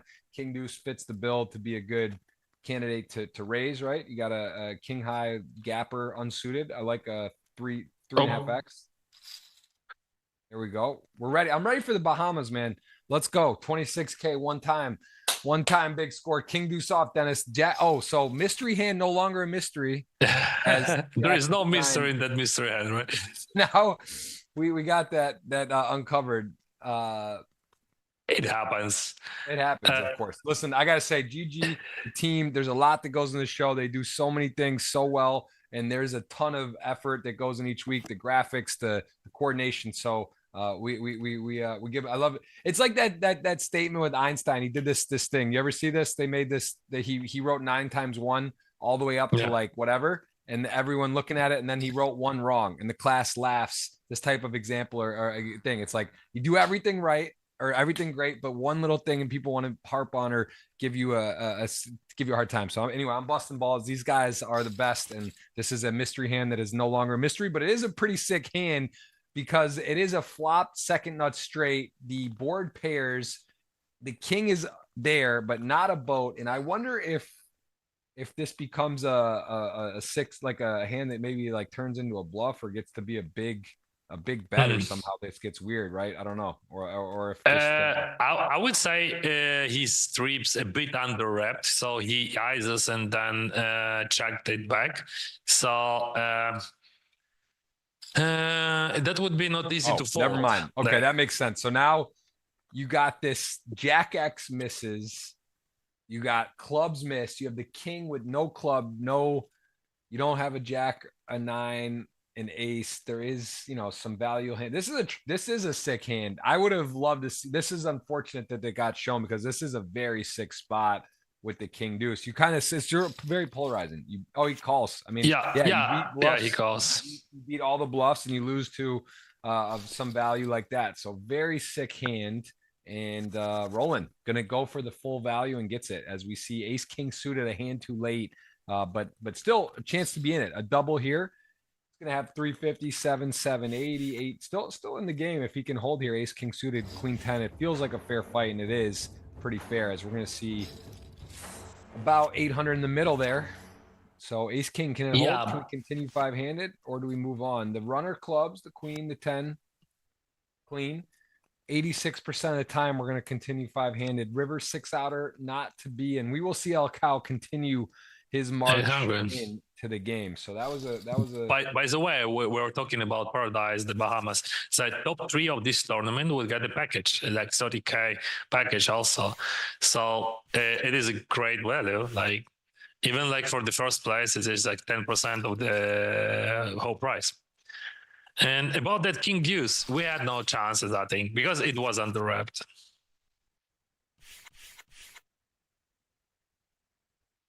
Uh, 3-5 of 6.5 males, and like it is a complete, but he could raise also, I think. I mean, from what we saw, he could do everything.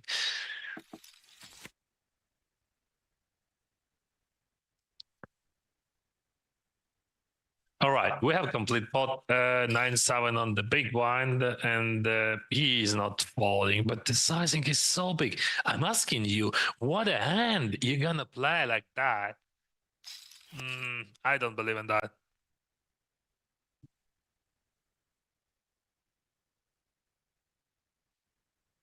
So 9 hits on the turn. It is a very good card for big blind, and there is no chance for our TAM there.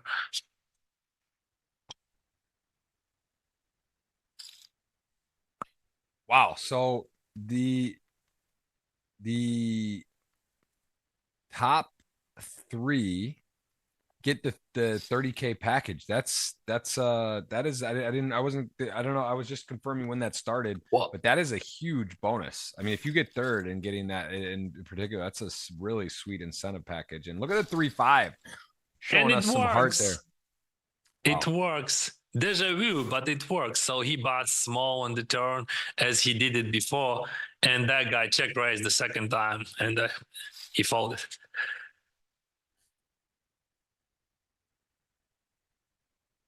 Ace 10, small blind. Okay. Ace 10, queen jack and out flop. It just feels like Azamirko's day. What do you guys think at home there? Is Azamirko is it going to be undenied here? I mean, Roland's got a big stack. We got 2 short stacks in space.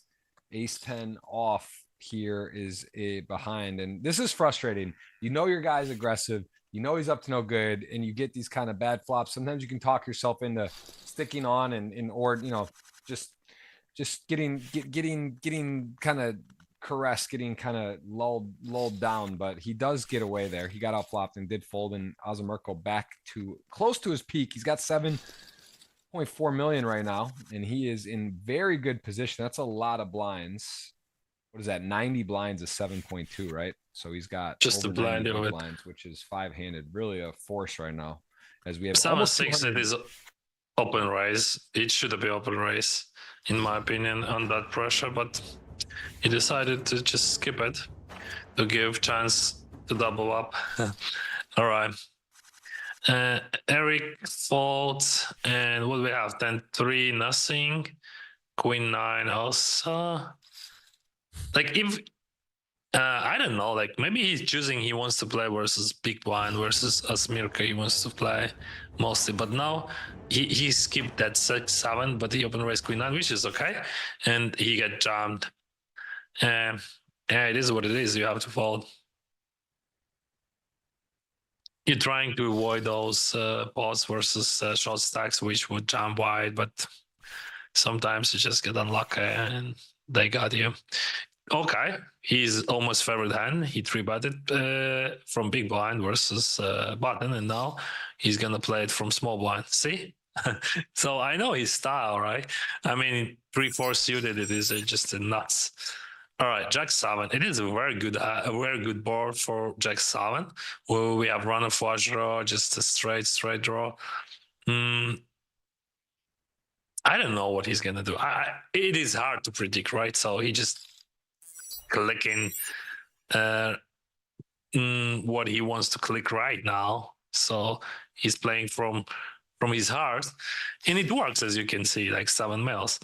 Oh, just the best run out in the deck. It is a diamond. Not the best, probably 9 of diamond would be better, but definitely it isn't. It is a very good card.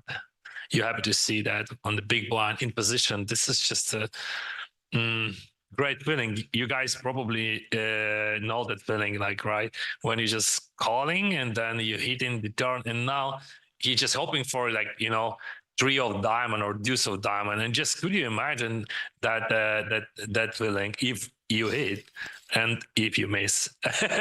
I know both.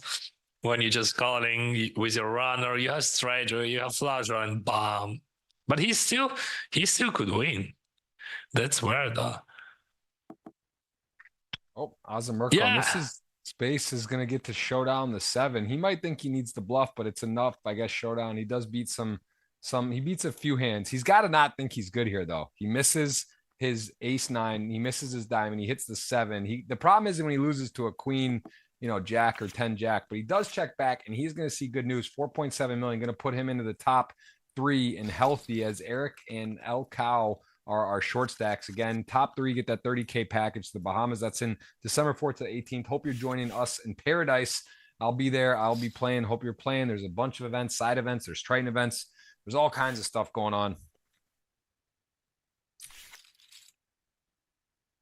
But he's still leading, He lost the big one with 3-4, but still in. Eric 7-6 nothing, queen 7. It is very good to open raise there in this situation, but you never know from that guy. Probably he's gonna open raise. Oh, he folded. See, so you never know. Like, and that was a correct fold actually, because small blind has ace king. How he's gonna play? 20 bigs. Charm is okay. Oh, 20. This is 10. Sorry, my bad. Yeah, 10, definitely. Charm.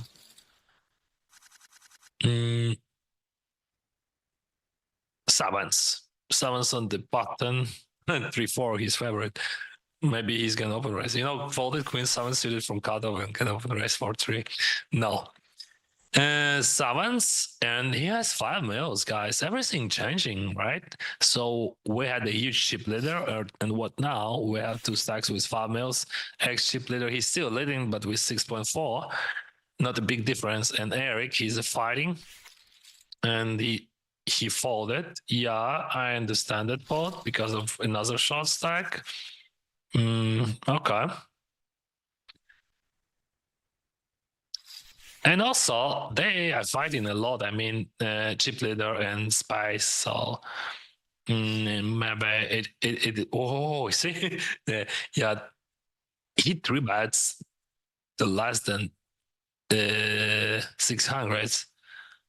What do you do, Jeff? Ace queen. You have ace queen. You're facing that 3-bet. I mean, this is deep stack poker. Yeah, I guess call, and this is a crazy one. Yeah, he bumping the pot out of position with ace jack. It could be a big problem for his stack or a huge win. That's very important. Like, that guy checks king high board as 3-better, so that's very important, because like sus, right? It is suspicious when someone 3-bets you and checking that board. So he has something. That's what we know. Yeah, that's very smart play by that guy in position.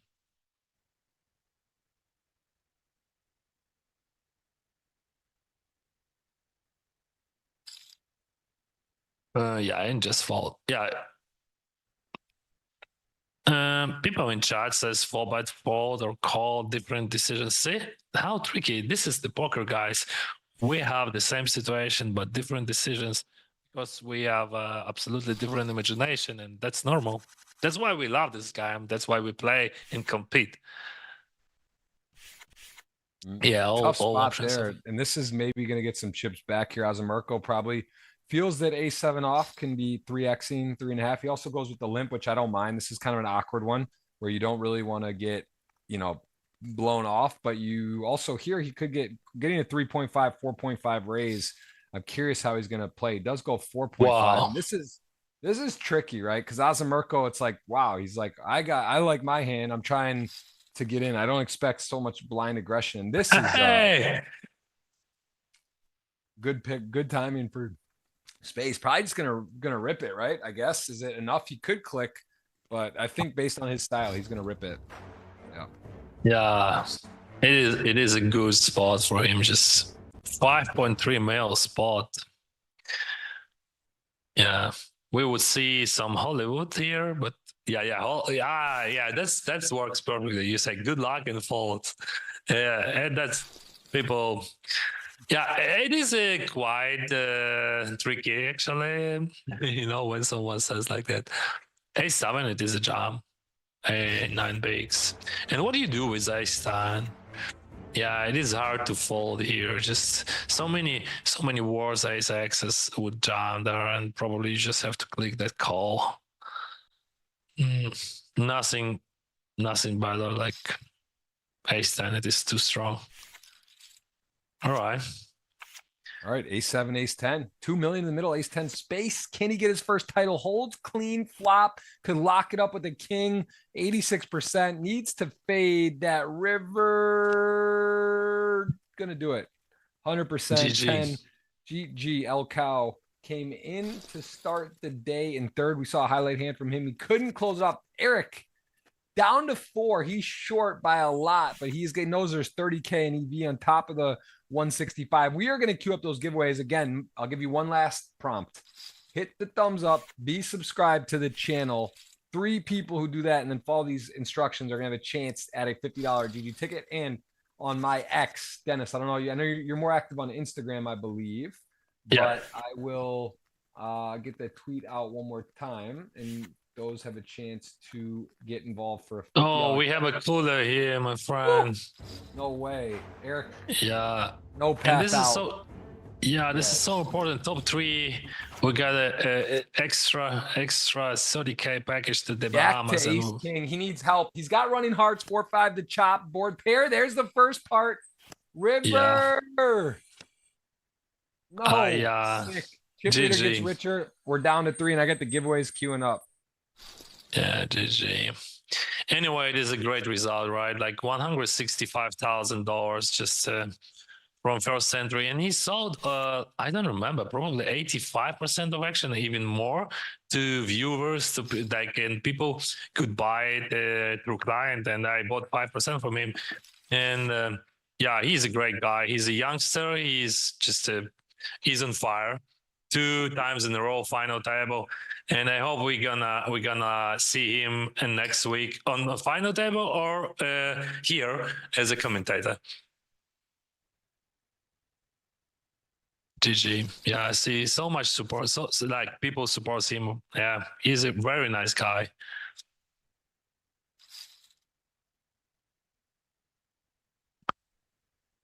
All right, yeah, congrats to Eric. Would have been the guest this week. Will be next week unless he final tables for the 3rd week in a row. I'm sorry to hear some noise. Have some work going around in the house next to me. Do you hear that? Do you hear background noise or no? Yeah.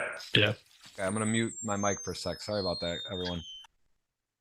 All right, so what we got here, guys, now we have heads up with you, me and you, Chad. So let's do it. We have 3-way. A6 off, and yeah, what is going on? Mamma mia, what is going on? He leads, right? So I'm not tripping, right? Yeah, he leads, and yeah, that's weird, bro. We have top pair here. And calling, and he picked up some outs. That could be a huge one. he's so aggressive, that guy. And like, it is not easy to believe, but also it is not easy to call. You have just a weak pair right now. All right. What do you do? 3-way, he leads, and 9 hits. It is a fault. Or maybe, yeah, it is a fault. Because like it is a very bad run now. Like all his bluffs already hits. But as you can see, not all of them. So he knows the drill. Yeah, he's definitely not so experienced like 2 other players, but everything what he's doing works well. And now he's 3-betting Jack-9 suited. Pretty decent sizing. Thank you guys for your support. Thank you, Chad. And it works. And almost everything what he is doing works well. 5-7, probably this is too wide. 4-7, just, yeah, fold. It is the best option, I think. Let's go next. 9-4, 6-8. We might play against that guy. Just complete. If he raise, we could fold, no problem. And check. Would you attack? I think small blind could attack there. Yeah, that's normal. Because like from what we saw from the guy in the big blind, he's quite aggressive, so he would have many ace-x in his eyes. All right.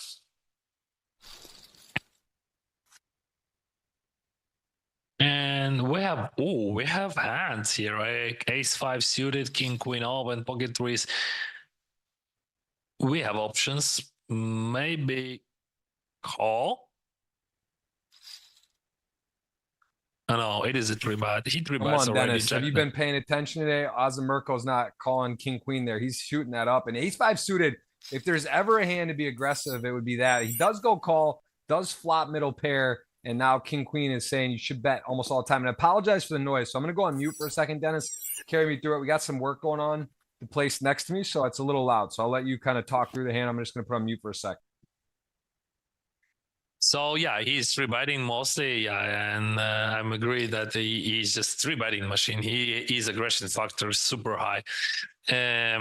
What we could expect, but he's barreling here like 10 deuce 5 6 deuce, and that could be it. Like 2.5 in the middle, 3.5 behind, and for what I saw, he has a great bluff candidate hand. Fold some weak, some ace highs. He has no club, no spade. Although king queen, I don't think he thinks that's ever going to be good, or he might get bluffed. So he is going to bet, and I think ace-5 as played has probably got a call, right? Scott almost what I want to say that from what I saw, he's always bluffing on the river with a small sizing. Do you remember that? Like he's always he bluffs big on the flop turn, but on the river, always it is gonna be small.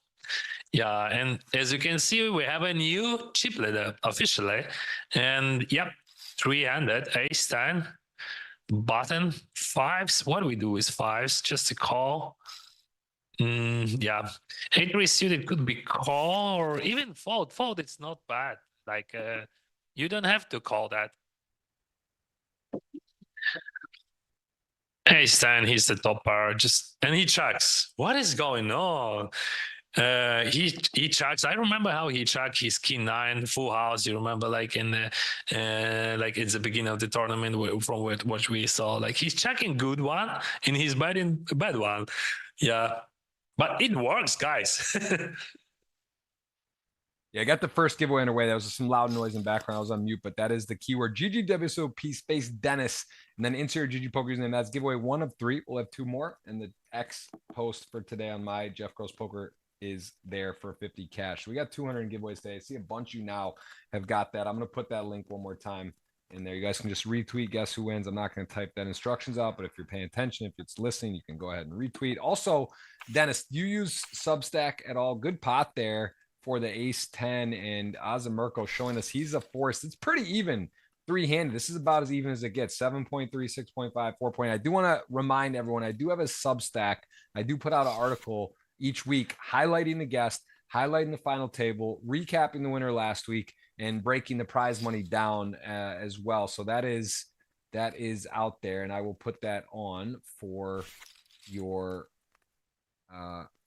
Mamma mia, his betting frequency just crazy, and it works. Every single time. He 3-betted 5s, he 3-betted Jack 9 suited, he 3-betted King Queen. King Queen, actually, yeah, it works badly, but it doesn't matter. He's so aggressive.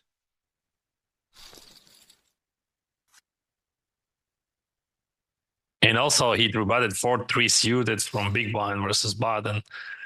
And he 3-betted 8-7 off from small blind. I remember everything. And okay. It is a good structure for him, yeah.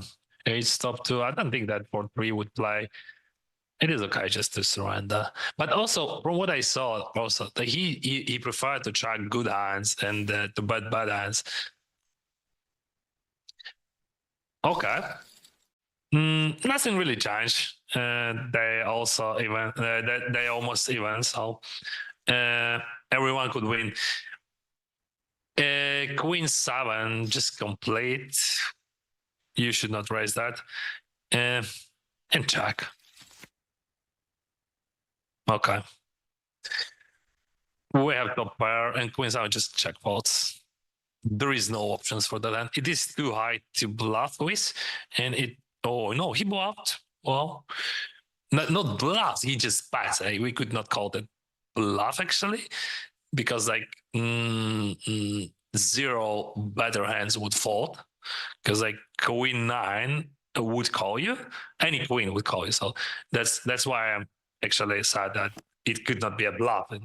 But he hits a queen. Wow, what a run out. He's super happy with that run out. But what a setup. But as I said earlier, I would say this Queen 7 bet would not be super popular on the flop, because like by betting that, your opponent would not fold better hand and would like, oh, he raised. He's feeling weaknesses. He's good in that, you know? Yeah, as I understood, he is not a professional player, but his instincts, he smelled weaknesses and he attacked them, and now he's well raising, guys. That's not easy to well raise there. Under pressure, there is a straight on the board, there is a flush there. So in he raising, and it is a correct raise, and he got a call. Wow. That is a special hand. That is an amazing raise with that holding. I gotta tell you guys, I'm clicking call, hoping to win the pot. He's in there, value thin as it gets, razor thin, and he is gonna be in good position. He has 50% of the chips 3-handed, although this is a bit of a problem. Ace is the Queen 10 space. This could be a great opportunity for him to get some chips, although he may just raise 700 and take it down. 528's inviting. Not so big like earlier, right? Raise Ace King. Yeah, he's inviting. Yeah, Queen 10 aces bet small is saying to do here. He got raised. It's telling him to lead out. Is that right? And he is doing that. What is going on? Yeah. Some random clicks. All right, and you have a pocket aces, you 3-bet, and you hit this top set, and guy leads. What kind of smile you gonna have on your face? Yeah, this is gonna be huge. Okay. What's the plan? You led that, and I don't know. I have no. I don't know what to say. Actually, I have a note that there was some issue a bit with GTO on a few different hands. So they did just. I got a note popped up here. I got kind of mission control here. A lot going on today, and we have a bit of a. I guess the GTO wizard. There's a couple of spots that were a bit off. So just again, it's a good example. There's fake news in the world. There's different things. Don't everything you see or hear isn't always true, and there is nothing in life 0 or 100. I'll tell you what. Aces is going to 100% call, though. There is no guarantees, but they said there were some technical issues, so just bear with us on a few of those GTO wizard hands. There was a couple today, actually, Dennis, that I said I thought were a little strange, right? So I think, bear in mind, GTO wizard, an amazing tool. There is a bit, the team working on things. And this is a very interesting river where the queen 10, does he think that he may need to bluff with the 10 of clubs and go for it? If he does, it's kind of a weird one though. You have showdown with the queen. Do you check if he will?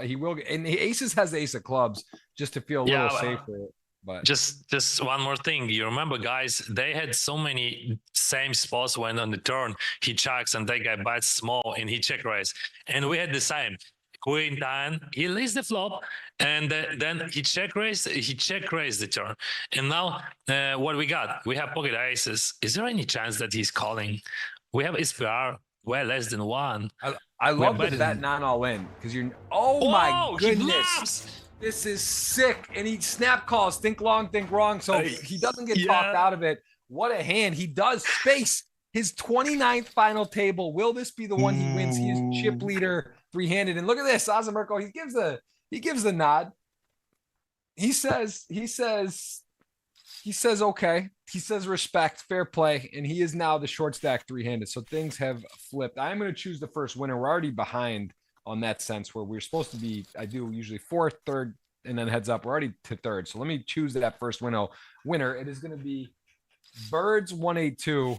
Congrats. You are winner 1 of 3 for 50. Type that in there and we'll. Yeah, they had a huge history between each other. And at the end of the story, he picked up a situation in the hand and boom.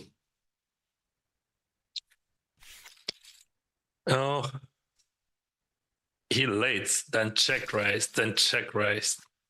Couldn't imagine that line. Okay, king deuce suited, chip leader. Yeah, he has a good chance to win that.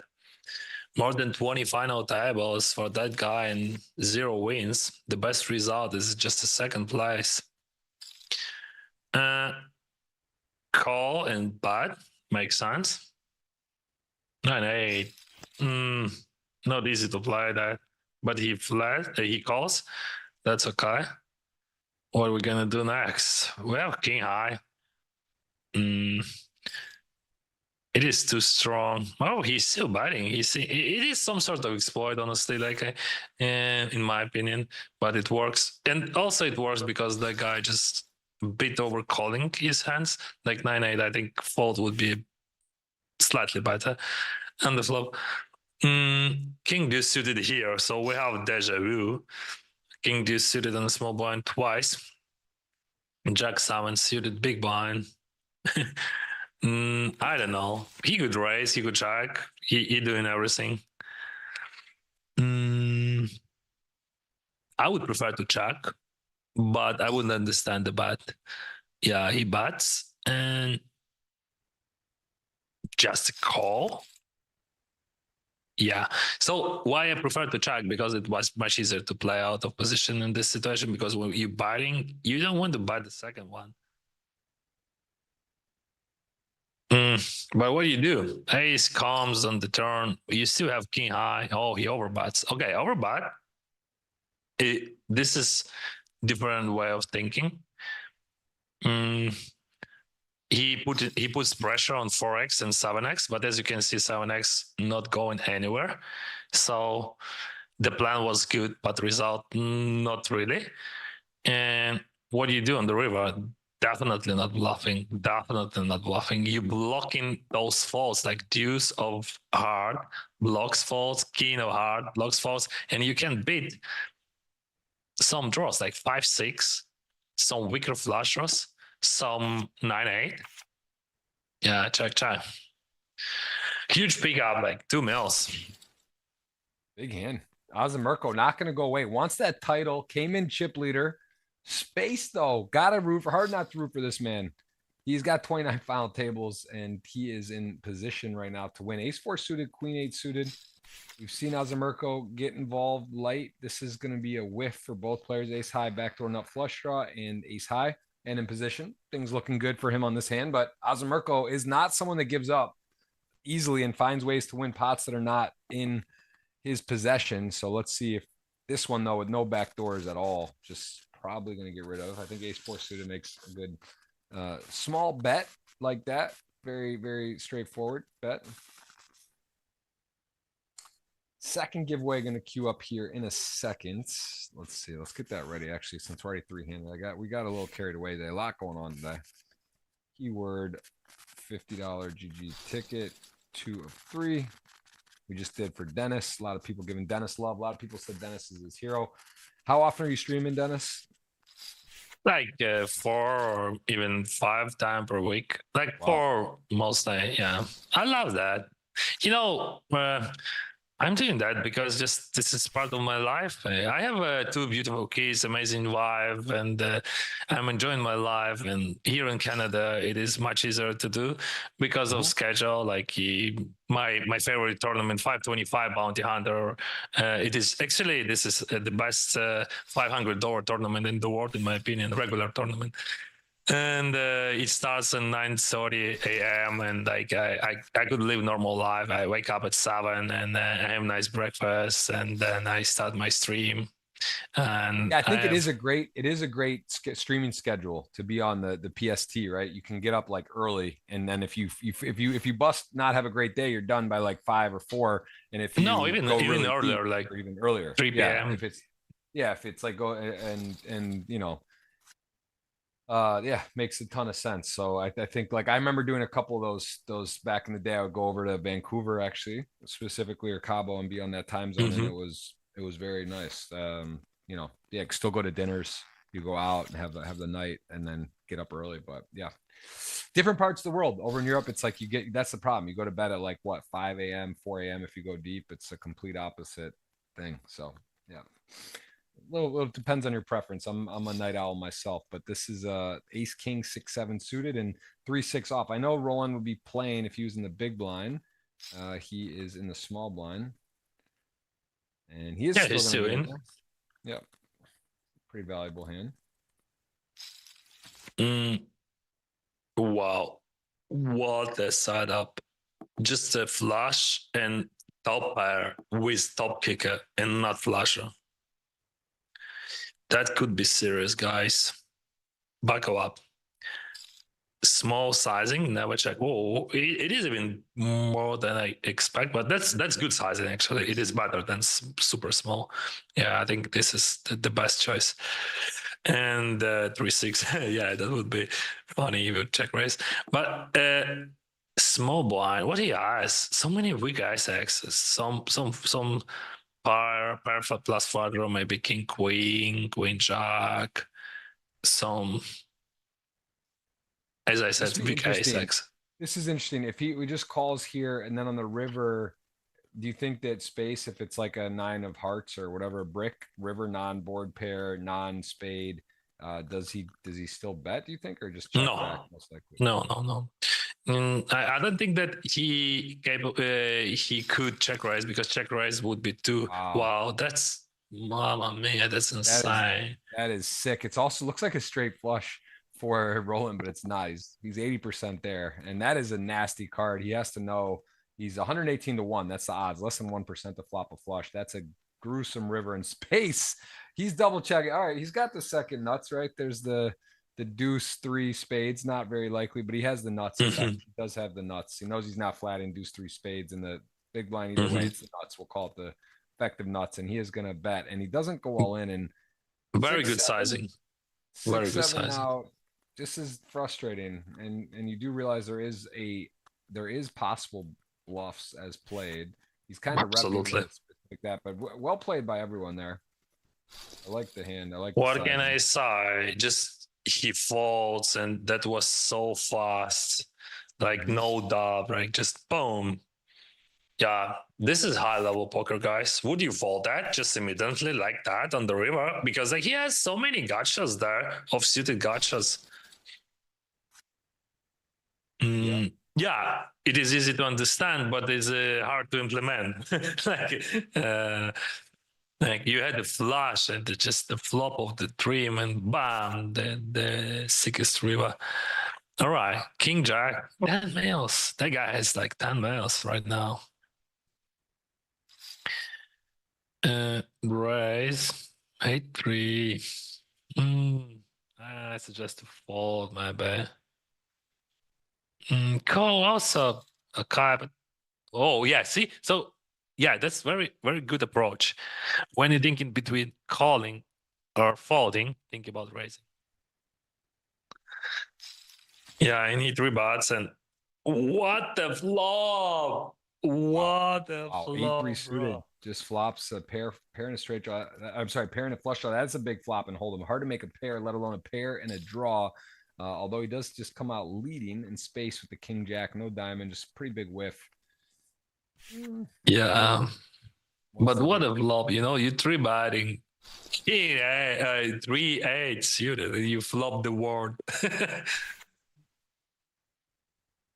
All right, ace-4 suited. No action, just check.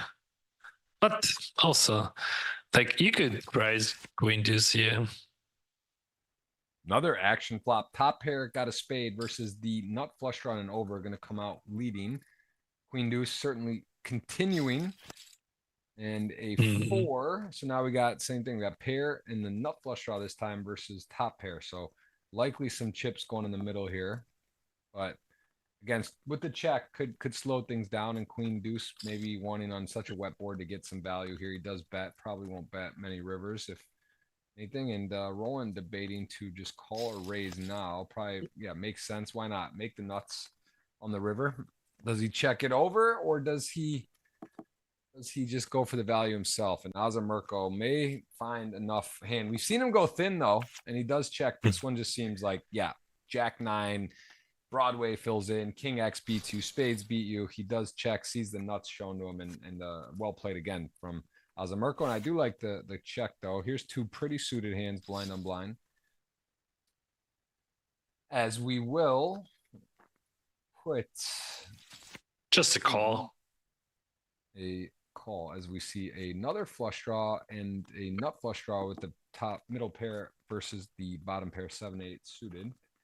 A couple action cards. That's not one. That's going to put a check mark on Azamirko. Space probably not interested putting much more money in this pot. Let's see if Azamirko, he does go ahead and give him a little rope. 7-8 has a tiny bit of showdown. Board gets more scary. And he will check. Doesn't improve to 2 pair of trips. And as it stands, Azamirko may have to bet his own hand here. Yeah, like he's always checking good hands from what we saw. Yeah, this is just a huge note. Like, I mean, but also, you know, he preferred to check raise the turn. He's huge fan of check raising those turns. So, and that guy Spice, he knows the drill. He just chucking that. He doesn't want to bluff versus him. He's just okay to surrender and like, you know, pick up set of aces and double up. That's all. Ace king suited. Queen high never faults. Boom, call. Or maybe 3-bet. I don't know. No, he calls. Great flop for ace king suited. We are runner to our cards, and it is just a clear value bet. So when we batting, and the worst hands would call us, but he decided to check. Maybe because he has his opinion about the game, which like about the strategy, and it works as we can see. So the guy start bluffing queen 8, which makes sense, right? So your opponent checked and you pick up a gut shot and you block his flush draw. And this is the most excitement moment in the poker, right? When both has no hands and River just very good for him because like 5-6 completes, 9-8 has a straight, and like he blocking some flush draws. He just see the aggression of the guy works. Yeah, but let's be honest, luck helps a lot. Also, like that guy, you know, he missed the river. He could have a flush on the river, king, ace, whatever, or just a blank. But you have to be brave in poker and in the right moment, of course. 10 and jack. Button open raise, ace-6 never fall. Boom. What do we do? Big blind. Just a call. I don't want a 3-bet versus that guy. I mean, we could play post flop, but that's not so easy. Also, oh, see, he three bet. That's not so easy.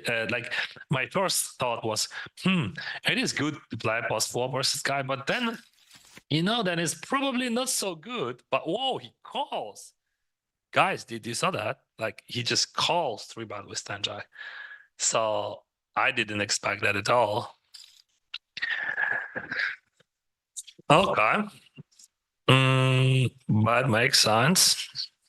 And definitely no falls there. This is just the key hand. There is no sense of biting a6. Maybe you could bite just a block bet, but mostly you want to check and just give your opponent opportunity to bite all those gut shots and straight draws. Yeah, he checks and he just literally said, "I have something. I have something." And it is a jack. Let's go for 400. I think 450 or just 400. That would be nice. Yeah, you get called here by the king 10, king queen, jack X, like nice sizing. You also have a club in there. Yes, the backdoor flush came in. Probably as a Merkel is going to be barreling, going to be betting the backdoor flush draw though. So I think that's a little bit safer. I'd really like the sizing. As I'm going to queue up that second giveaway, $50 GG ticket. Keyword GGWSOP space Bahamas. Let me know if you're going to the Bahamas. He does get called. Excellent hand rolling. Going to chip up there as we do hit the second keyword giveaway now. Is underway. So there you go. Good luck, everyone. $50 ticket. Don't need to spam. Once is good. Twice is nice. 3 times is excessive. So that's what we got, guys. Put it in there. Good luck to you. Hope to see you in the Bahamas. Let us know if you're going. And we are seeing a battle for a title. And how are we doing on our dinner bet? Let's see. I have Azamirko. Does no one have space? No. And Roland, did I? Are you out? I think I had definitely. I don't have it. Yeah, I don't have any. Yeah, you have the chip leader. I have the chip leader for sure. I do. I have, I don't have space, I don't think. Yeah, no one. Roland? I don't remember. I took, I believe, Leonard, Chris, and the chip leader, and I think you took Eric, Adamar, and oh no, maybe you took Leonard. Well, anyway, I think it's your free roll. I'm free rolling. I believe Azamirko and the other two would be nothing, would be a push, I believe. So it's not last longer, must win. Anyway, I get my 5% from Eric. So like, what is this? 165%. It is 8,000. So I could afford that dinner. But the Bahamas just quite pricey. So I could afford only few dinners with those 8K. I was with a family last year with the kids. Yeah, as I said, we could buy a nice car after that. I mean, if we would not go there. Yeah, but it is a great place, absolutely. And my kids love it very much. Maybe not food, but the place. Yeah, no, I'd love to. But I've been. How many times have you been to Bahamas? Nice A7 here, little bet. Actually has the best hand. It's an interesting bet, interesting hand. Yeah, that would be weird, but he could call him. Wow. Oh, he raised. Maybe the guy gonna 3-bet him. That's why just a sec. I was 2 times. This is gonna be 3rd time this year on the Bahamas.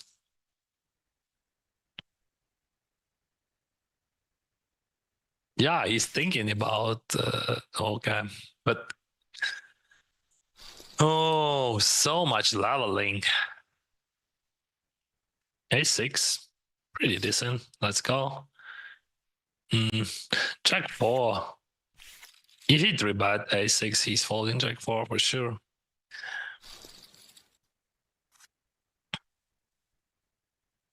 And no hands. Just a card dead.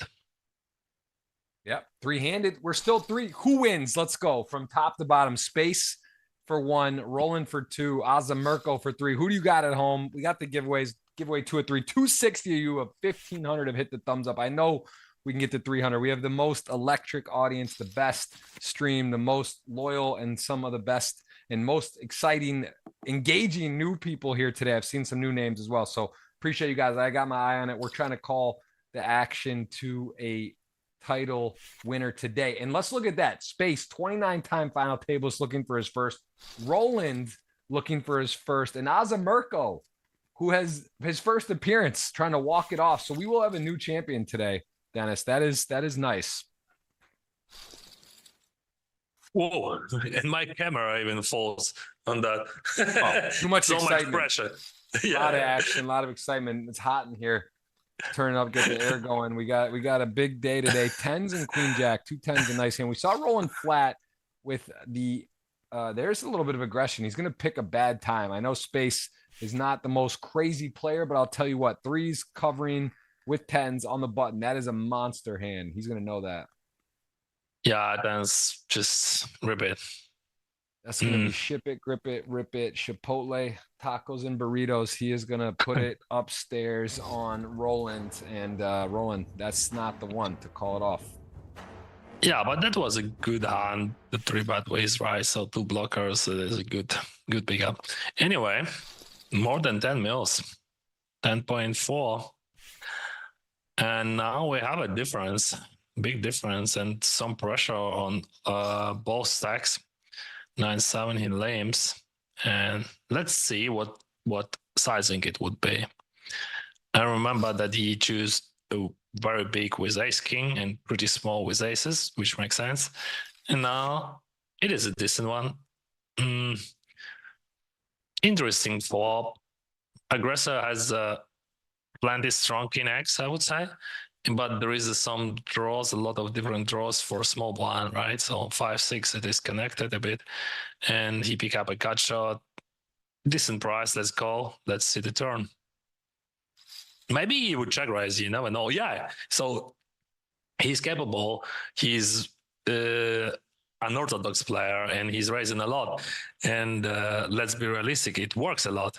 So what you do now, you know that guy just full of aggression and he's following the jungle man school of thought. Bet your gutters. He's putting pressure. Shout out to my man Miguel, checking in. That is it. That is quite a day. I think Azamirko still might pull this out, man. He's tied for second basically right at the moment, but he is dangerous. Actually, I got too much respect for Space. This man has made it 29 times. He's chip leader 3-handed. This has to be the one.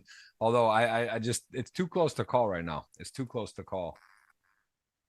Yeah, and it could be some sort of cooler. Of course, there is a slight chance that they would go all in, but chips would be in the middle. Some okay, because it could be many run-outs, right? So it could be 6 time. This is nasty though. This is a cooler, and this is going to be very problematic for Azamirko here. I mean, this is for this sizing. It's a wet board, 2 pair. Wait, did he just fold? What? Chad, what is going on? He just immediately folded. Just that. I need a timeout. I'm gonna need. I'm gonna need a TO here. I don't know what just happened. The guy's clicking. Wow, I gotta pick a note on that. Wow, I mean, is he misclick? Because like this, he's check raising, he's ripping gutters, he's going nuts. He makes 2 pair 3-handed, and then he just gets out of the way to set. That was very bizarre. And that was snap. Just like even without that. Yeah, maybe he misread his hand. It's everything possible, right? Yeah, but from what we saw, he just played just very aggressive and wide, and that was. But I mean, I don't know. I need to talk. I need to pause. Yeah. We gotta see about that one. That was bizarre. That was bizarre. This guy might just walk on water a bit. Like if he ends up, that's gonna be one to look at. He could have easily got stacked there, or lost a lot of chips. But all right, we'll keep it rolling. And Azamirko again started the day chip leader. Roland started second. Space was in fourth with 44 bigs. Really essentially third though, right? It was 46 blinds for third. So Space, we're kind of seeing the top 3 out of 4 here. Top El Cow was slightly ahead and went out before, but as it played out, Eric Yanofsky really missed out on that 30K jump, but he also did come in 7th and he had only 26 blinds. So a pretty good result for him to get 4th. and we'll see him on the show next week unless he we have a big pot here. Spades check calls on the big blind with king 9, which actually unusual. Like people would check raise often with such a good trips, and he swap away this time, and now he check raise. Wow, if he just calls one more there, he might get the whole enchilada on some runouts there. But he does go and he does assert himself. Now he's got 11 million, and there's a total of 7.5 amongst the rest. So Space can taste it. You just wonder if the pressure a little bit, trying to get that monkey off his back, the confidence to win, can he close it out? He is flatting queen 10 off here, so he's going to get involved. And also just knows, I think Azamirko goes so wide. There's another 9-9 board, 4-5 of diamonds, ace-5 and queen 10 all missing. Azamirko, this would be a C bet, would likely take it down. I guess if it's small, queen 10 maybe gets involved. Yeah, guys, do not think about much about that hand, because like from what we saw from early games, he went crazy with queen 10, for example, into aces and all that stuff with 3-5 and so on. So I think that was a misclick. I bet on that. Like, I mean, I do too.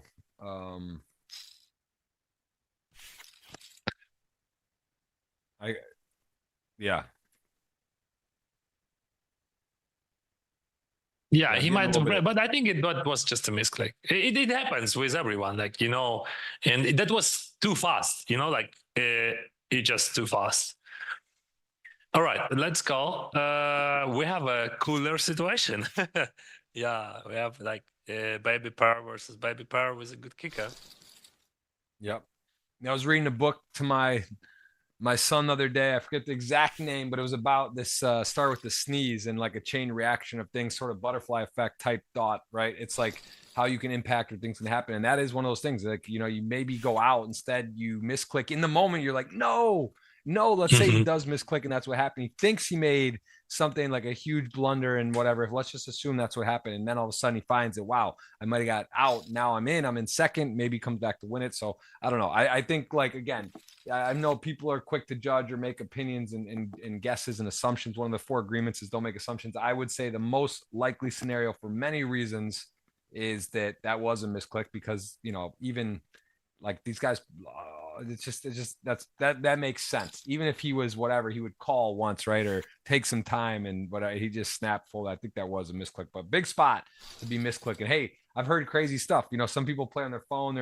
He's in the shower, or you're running around, or you're driving or doing something and on the side, or you're whatever, multitasking, and stuff can happen. So as we see now, 7s to king 9, and we'll continue 3-handed as the second giveaway is underway.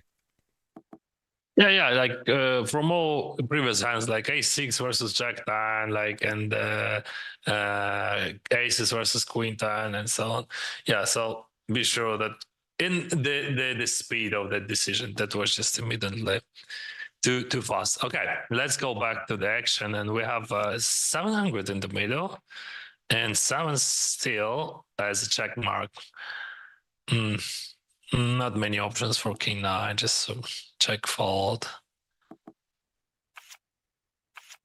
You know, this is the type of the hand when you realize that you almost never winning, but you almost never bluffing that. So this is it.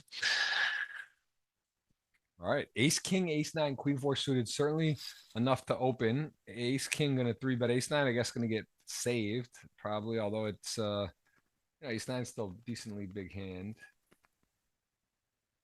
And but ace 9 would fall. That got messaged. Well, yeah, ace 9's got to get out of the way here.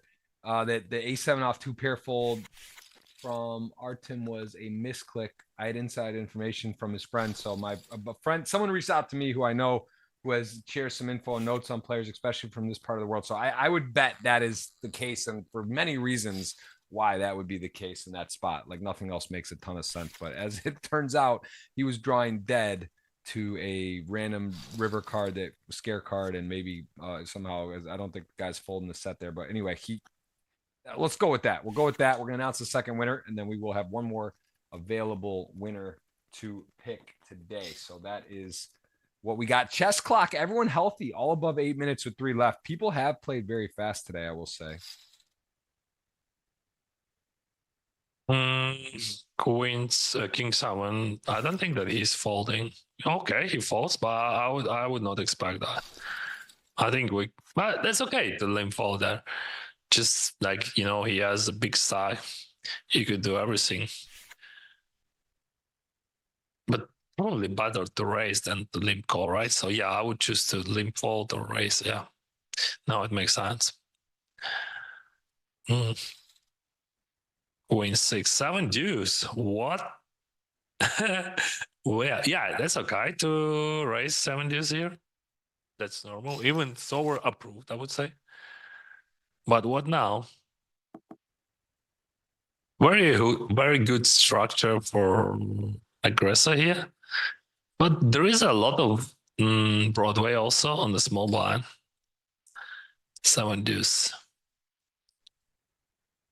It is a bet. And fall. Deuce. Go ahead, us. We know that game. Many cash games out there. Yeah. Going for that. Actually, I won one tournament recently with 7 deuce, which I isolated in heads up, and I hit my 2 pairs. There you go. Yeah. Suited or not suited? No, offsuited. I also like it was heads up pot. He limps and he had 20 bigs. And I ISO and the flop comes 10, 7 deuce, and he had Jack 10 and I had 7 deuce. Yeah, this is actually a great spot for Queen 10 is against open end. Although the ace and the 9 would be good, he wouldn't make a boat. The Queen 10 in a very good position, and Jack 10 gets called here. You remember he check calls with King 9 on 9x, and now he check calls with a Queen 10. Wow. What? Spicy river space. You wonder, how do you make 29 final tables and not win? You get to run out like this because he actually blocks the Jack 10 with the 10. He has trips. Like ace is going to pay, king might pay, and Roland, I think, is this too strong not to raise? He does lose to boats, but I think he's probably very close. But you lose to... yeah, it is close, but like, what kind of hand would buy you off there? Just, it is too risky. Yeah, I would vote for a jump there for sure, but yeah, of course, not many full houses he has, right? Also, like, you're right, Jeff, what kind of full houses, right? It's like he has no ace queen. He might have some king queen on, queen king queen and king and queen 6, but it is also dicey. I think, yeah, he raised, but it is dicey. Yeah. Wow. And he calls. Sick hand. What a run out. What a cooler. Space can't believe it. He just can't believe that hand that he's got. I mean, it's nasty. But did you expect that call? Did you expect that call with Queen 10? He pots on the river, and I mean, it's in game. He's got blocking that exact hand. He has trips. I'm just wondering, is Roland, what bluffs does he really just go for with? I guess that's the question. But when it sounds like a duck and it looks like a duck, sometimes it's just a duck, right? Sometimes you get duck. It's a duck situation. Yeah, but of course, Eva would be that would be not easy to find it followed, because his hand was underwrapped, right? So Queen 10 was underwrapped and he blocks his nuts. But also his opponent could have. It's hard to believe that he would bluff there on the river as well, versus pot bet sizing. Okay, we have a 3-bet, and you remember that guy? He 3-bets a lot with tricky hands, and as you can see, Button knows the drill, knows the customer. He understood. All right, guy, you 3-betting, I'm 4-betting. What are you gonna do? 5-bet. It is possible, by the way, from dynamic which we had. Ooh, everything possible now. I have no prediction. He cut it. He got out of the way there. 5. This is very tight 3-handed. Very tight. This is wide open. I'm going to do it again. Who do you think wins? Chip leader right now, Roland for 1, Space for 2, Azamerko for 3. Let me know who you have at home, and I am going to announce the winner of our second $50 ticket in 1 second. Let's just do we have 300 yet? Can we get 300, you guys? We got 1,500 plus watching right now all over the world. 285, 15 away from 300. We're gonna go ahead and hit that second winner at 300. We have at 286. Appreciate everyone who engages. If you're watching, maybe you can't hear me, maybe it's on mute, but I think we can do better than that, than 20% of the people at home hitting the thumbs up. Maybe we could just get, I don't want to be greedy. Let's go for 30. I think we get 500. We get a third. You guys can do it if you're enjoying it. If you like GG, if you like Dennis, if you're a fan of the show, any of these players, first time winner excites you. The 342 to first excites you. The top three just got a package. Congrats to the Bahamas 30K package here that's been going on. That's a very nice bonus to this amazing prize pool. And we see a lot of people putting in the number in the chat. Appreciate you guys. See you. A lot of familiar faces, some new ones today. And we are having a absolute blast today as we are 6 mil. Take a screenshot of that. Everyone with 6.3 basically on the dot. 6.1, 6.3, 6.3. This is wide open. Who gets it done?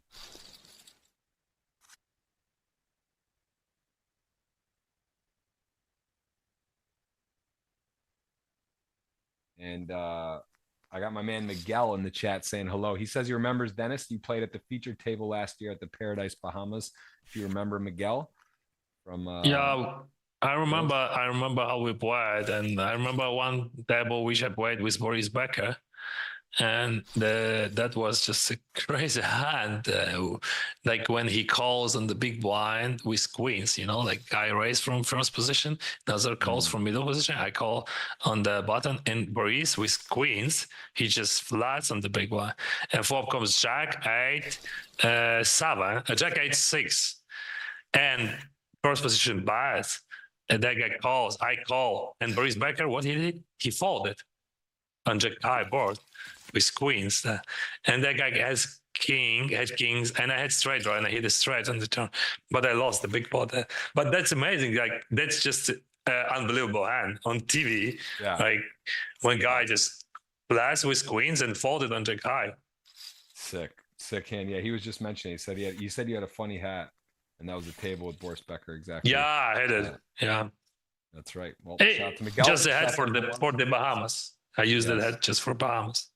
I love it. I got to find something fun to do there. It's going to be a special, memorable event as we see a very, very much wide open final table. Very, very much so. A wide open. This is as even as it gets three-handed. We got ourselves a dogfight. This was looking like it was going fast, but it really evened out now. And there's a lot of ICM, a lot of implications. All the players do get that 30K package locked up, but see who can emerge as the winner here, as Jack Deuce is in big trouble with the deuce versus the 10 sharing the same top card, and gut shot for both. No one with the club. There are 3 clubs, again 118 to 1 odds to hit a flush or flop a flush, I should say. No one with the club. This might just go showdown with the Jack 10 winning, but again, very tight right now. Really just so wide open.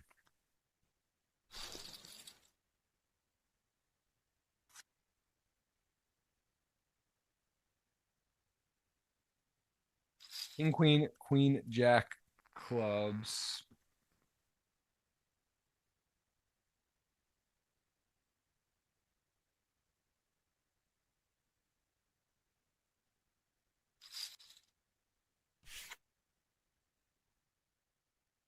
Yeah, we have a 3-bet. Oh, fireworks one more time. King, queen off, queen, jack suited. Let's. Definitely range bet. That's what I'm expecting. This tournament. All right. 800, very nice sizing. I love it. I love it very much. I would prefer to see a 10 on the turn. Or he's folding. Actually, he could fold. I think, yeah. Like But that guy could do everything. He's got all options. Yeah, that's not a. Yeah. That is exactly right. And he didn't want to fold. His instincts were there. You play a lot of 5 card, don't you? You play 6 too. You play all these. Yeah, I played 5 cards, pretty high stakes, crazy high stakes. But honestly, as I said, I'm tired, and I tired from that variance, like when we win and losing those quadrillion doors, then the tournaments. Now for me, it is just I don't know. This is just a paradise, guys. After 17 years in poker, believe me, this is so cool to understand that. It's a great place. You have to understand that I played like around 15 million hands in my life, cash hands, like yeah. I played too many hands. So just people asking me why I'm not playing. I'm playing cash games sometimes on the stream when I have but I played just until this summer. When I just have one table, I could play some Omaha or showdown and so on. But I'm just felt in love with tournaments and just I'm feeling they this. Are fun. There's nothing like, I don't care when he says, look at this runner 4-4 against King 5. There's nothing like going deep in a tournament with chips. It's just there's really no like more fun. You're in for a little, playing for a lot. It's just anything can happen. It is a crazy thing. The same thing. I got 2 young kids. I don't play as much as I like to anymore, but it's still fun. And when I do play, I'm super immersed. I actually was in a 5-card cash game yesterday. Live, pretty sick game, and we're way over 300, by the way. I got to put that winner up for the second. How about this? There was a hand where it was 6s versus aces, 6-6 flop, turn ace. We do a bonus, right, per player if you hit 4 of a kind, or 4 to a straight flush in your hand. So the guy, friend of mine, Cooler's this guy. My other friend, 2 of my friends, one older gentleman, the other one younger, but they knew each other for like a long time, and it got heated, but it was quads versus top boat. And then on top of it, the guy, my friend who has quads, tables his hand, and he's not a professional. He's not a semi-pro. He just kind of plays for fun. Wasn't even paying attention. Didn't realize the only bonus that's hit in a long time, and it hit last night. And he tables his hand, stacks quads to top full house, doesn't realize he has the bonus. One of the players at the table says, "Hey, you got the bonus," and he had it with his quad 6s. I mean, that is sick, dude. To get quads to top full house and hit the bonus on the same hand and not realize you have it is even stronger. I'm sure you've seen some crazy stuff in 5-card. There's some sick hands. You've been a part of some bad beats, right? You've seen some like the bad beat bonus hit on GG and stuff. Have you actually? And like in showdown, by the way, my friend yesterday, he's a bad beat for 50k or something in showdown. In heads up, quads of 7s versus quads of aces. Yeah. That bad beat jackpot, it makes, I mean, it helps to the game. It just, you want to play for that. And it is a really nice money. And, but it is also easier to okay, that was a bad beat, but you get just a bunch of money for that and you are happy. Nowadays, those bonus systems are really great. And about tournaments, every tournament just, even when you have short stack, it is also interesting. You have to survive. You're in survival mode. You want to maybe bet smaller or to play more, to adjust against that guy. Oh, so many options nowadays. The young generation, I can say like that because I'm a 42 and I'm playing poker for 17 years. I'm not old, but I'm still playing for a long period of time. So they add so many interesting ideas, like how they could play with the short stacks. We have a situation here, guys. Yeah, as you can see, they 3-bet a lot, and shove it in. Yeah. Ace-8 too. This is one of those ones that's like not, you don't want to call off. Oh my goodness! Whoa, he 12 million goes. pot. He puts it in. He takes the stand. Azamirko gonna roll the dice. Gets the flop. He gets the heart flop. The turn. He's got 7 ace heart 2-1 dog. No, too many outs. Azamirko. He's played so solid. He's just been in there and he just took a stand. And Roland is trying to roll to a W, and we have got space, the 29-time final table is playing Roland, who has 2 appearances, 1 cash with the 1 final table, and he is going for it. So we got ourselves everything you could ask for in this heads-up match. There is the second winner. Let me cue the third.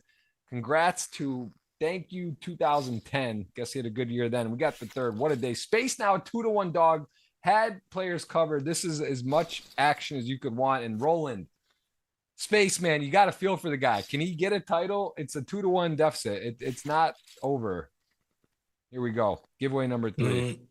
Yeah, I think he's gonna finish second. Just my guess. I would say, it is just a destiny. Like in poker, it could be like that. But just imagine, you said like 28 final tables, right? Or 21? 29 final tables of the same tournament. Mamma mia, is it real? And like no first places, 0. All right. We're going to hit the third giveaway ticket right now. Here we go. Only once, twice is nice, 3 for luck. 3 is too many, I should say. Once is good, twice is nice. Here we go. Third giveaway. Keyword GGWSOP space Paradise. Insert your GGPoker username. That's right. Paradise, December 4th to the 18th. 26K buy-in, 60 million. It's absurd. Daniel Negreanu, if you watch his promo for it, he doesn't even need to do takes. They don't need to do whatever. He just can't believe that it's actually a 60 million. He said that last year at 50. It basically hit the guarantee. It was off by like 10 or 15 players, right? Essentially covered it. I don't know about this year. I guess there's some online flights. There's whatever, but it's going to be juicy. Either way, little overlay or not, that's 60 million guaranteed. And GG, who bought WSOP for 500 million this past year, they will guarantee that. Shout out to Michael Kim, everyone out there. What a sight! What a time to be alive! What a time to be a poker player or in the mix. It's just there's a lot of money, a lot of guarantees, a lot of great venues. People coming to the game. GTO Wizard, this people doing that. It's like you could think you know what you're doing, but you don't. It's like there's exploiting, there's not, there's this, there's mystery bounty, there's all kinds of fun out there. Good luck to everyone and good luck today. We got everyone in the chat hitting the giveaway. I'm going to go ahead and pick a winner here shortly. We are heads up. Space trying to stay on course here as Jack 5 may want to start bluffing as the Jack has a card, some interesting properties to bluff. He does so, and Space can't hang on. 330, hit the thumbs up.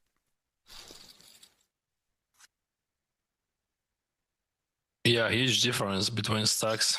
But yeah, I could imagine what he think that he was like 29 times on the final table and like now knowing that before he's gonna fight for sure.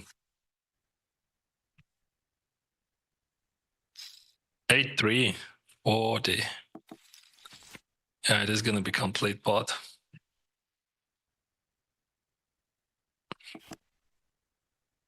Check. Probably this is a good spot to attack. You have just 8 high, but he decided to surrender still. It makes sense. There is some frequency of that. And yeah, let's see how it goes. Yeah, just surrender. Not often we could see like people surrendering with those hands, but it is a correct play. You should not bluff everything. You should not go crazy. King 3. You just like, I think they're using mixing strategy. Mostly they're gonna limp. Raise would be less often. That's very popular nowadays in those stack sizes. And you're trying to, to outplay your opponent. You don't want to pump it. You just want to play those post flops. But realistically speaking, it is a bit of like it is about of luck. I mean, you have to be lucky to win heads up. All right. See, he's raising. So yeah, they mix in. He jumps. 35.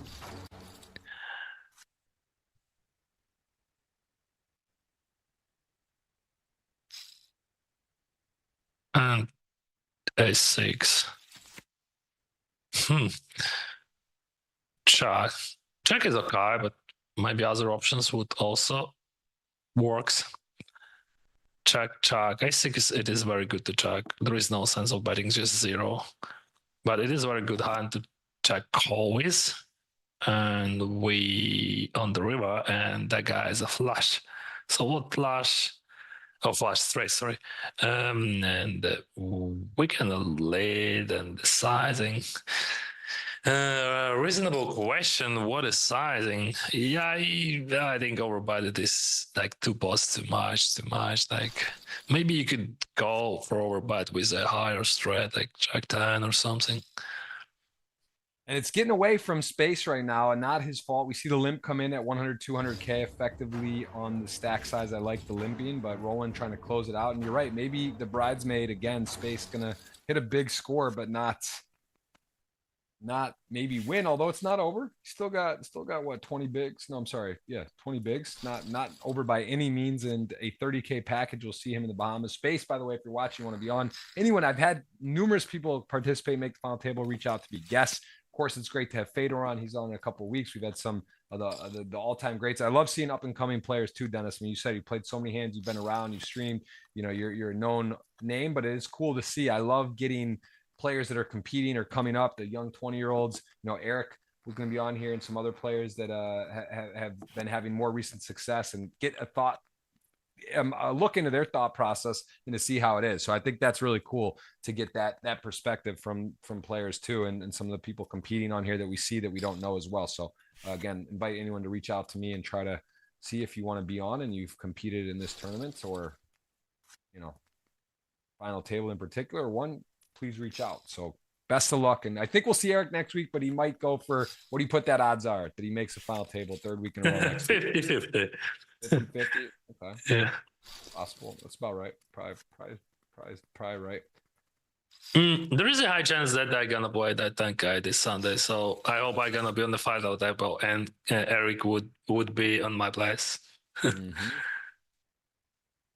Okay, Queen 6, Jack 7. They both got the gutter. Queen high in the lead, although the aggression, the position, this is such an illustration of no limit hold'em. So hard to make a pair. Mm-hmm. Space gonna buckle in, and look at that, the 8. So he was actually double gutted versus just a gutter, and that is relevant as the 8 fills that straight and now has a monster hand, losing only to Jack Queen, and he is going to go big, and Space is gonna give up here. I like that bet, right? Unblocking pairs, you go big. You're not really scaring anything, but you just realize you might pick up a guy. Your opponent has a pair and a gutter, 2 pairs, something. You cooler him, and you just get it in there. So he is now with a massive lead, 5-1. He's going to rip the king deuce off, 8-6 suited.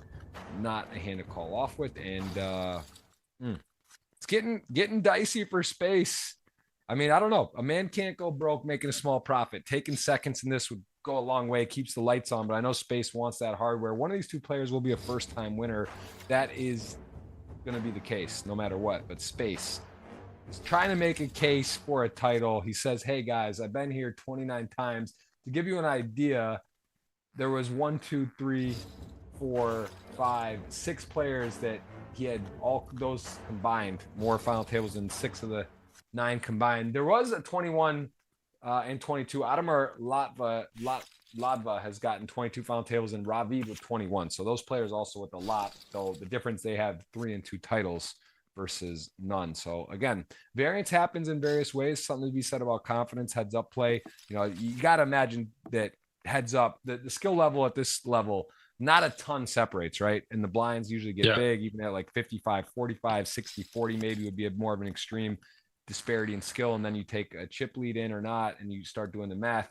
You do get second, third, fourth enough, you're going to find your way to the victory circle at some point, victory podium. So again, probably some bad luck in there for Space, I would imagine, but also making 29 final tables, probably some great luck to get there too, with that many final tables. So absolutely, 100%, you're right.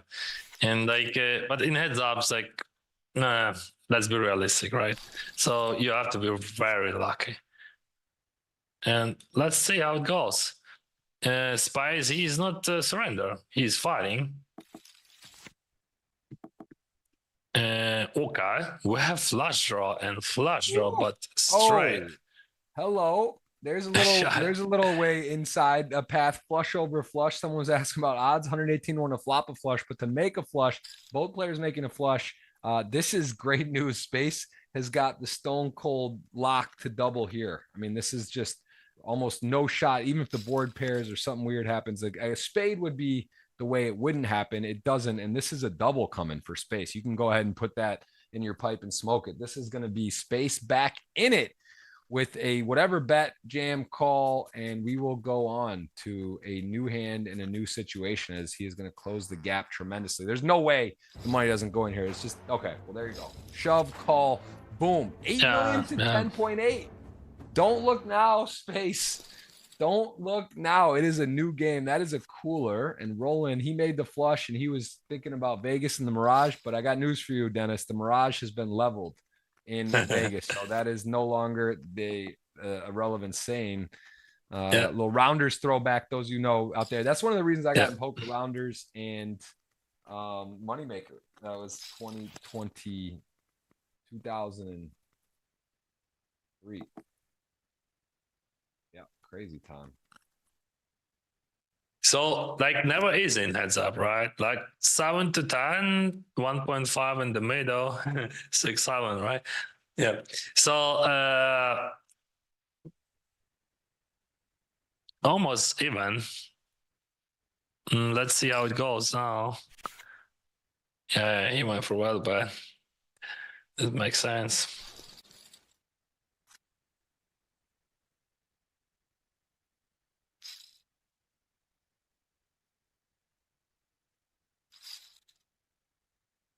Nine eight either.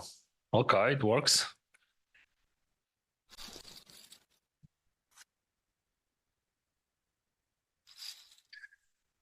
Queen 10, King 10. It could be something very interesting, but nothing on the flop. Let's go to the turn. Wow, King 10, Queen 10, and King 10, the tax. He's still the best hand. Million in the middle. It's so hard to close. It is so hard to close off a win. I was watching a little bit of World Series baseball. I'm not a big baseball fan, but watching it's so intense at the end. It's like the bottom of the ninth. You're up 4-3. It's tight. One little thing, a pitch, you got luck or this, and it's like it's just hard to win. And closing a poker tournament's no different. It's just never over till it's over. And there you are, rolling. You're licking. You're like, oh, okay, it's there. I'm 5-1. Oh, I make a flush. Let me jam. It's over. And now all of a sudden, dogfight. It's very mental. You got to be able to rebound, make good decisions. New situation. Elliot Rowe talks about that a lot. It's just a completely new time and space. So let's see if he can rebound here as space has now got the momentum. And mentally, emotionally, that's not easy. Yeah, you have just a huge stack. You almost win that, and just was that's just a happy moment. You have a flush for all of chips and for the win, but your opponent has a flush better than yours. Yeah. King 4. He surrendered King 4. We see many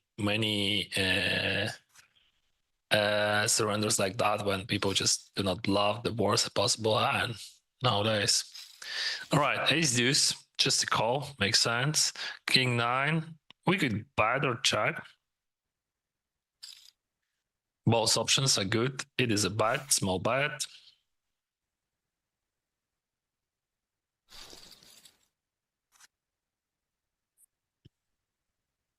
Nines, very strong.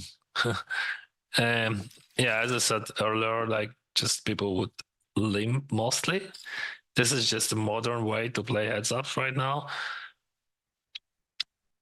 Less raise, more limps.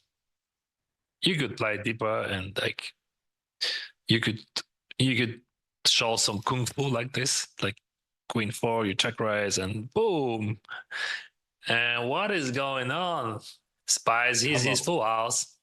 Wow, 1.6. The good news is he's got the lock on the hand, but his opponent doesn't have an ace, doesn't have a flush draw, doesn't have a straight draw, has queen high. And does he ever check back or no? I think you just got to bet something. I would recommend to check.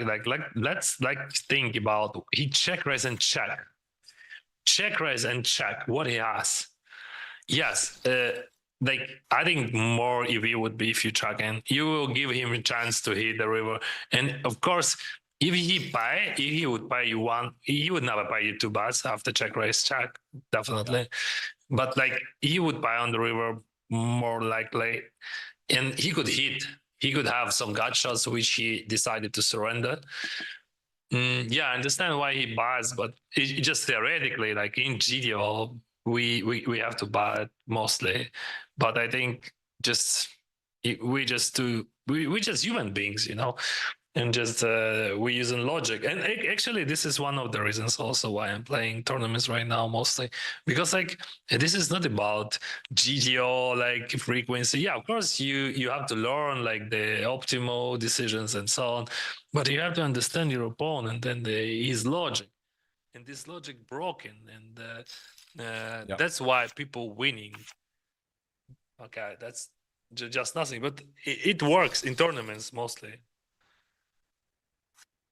You're exactly right. As we see a full house, hard to make a pair. Both players making a big hand there. It's going to chop it up. It's some great points by Dennis. I'm just kind of getting the giveaway queued up for you guys. This will be giveaway 3 of 3. Hit that thumbs up. Let's see if we can get to 400. That would be very strong. 1,500 plus on today. And the X post, I see a lot of you have now retweeted and guessed who wins. It's not too late. You don't need to guess who wins, just to engage. For fun. It's down to 2, so you don't have to get it right. Don't worry about changing your answer, waiting to the end. You just can guess. Hit the retweet button on X, Jeff Gross Poker, and you are eligible. And I'll pick a 50 cash winner, and I'm going to announce the third winner here in a second. Just getting that last touches on for you guys. Already have, let's see, a lot of you. We got a lot of you have engaged in the tweet. So yeah, good luck today. Queen 5, 5, 3, and the 3 is good. And this is a big pot.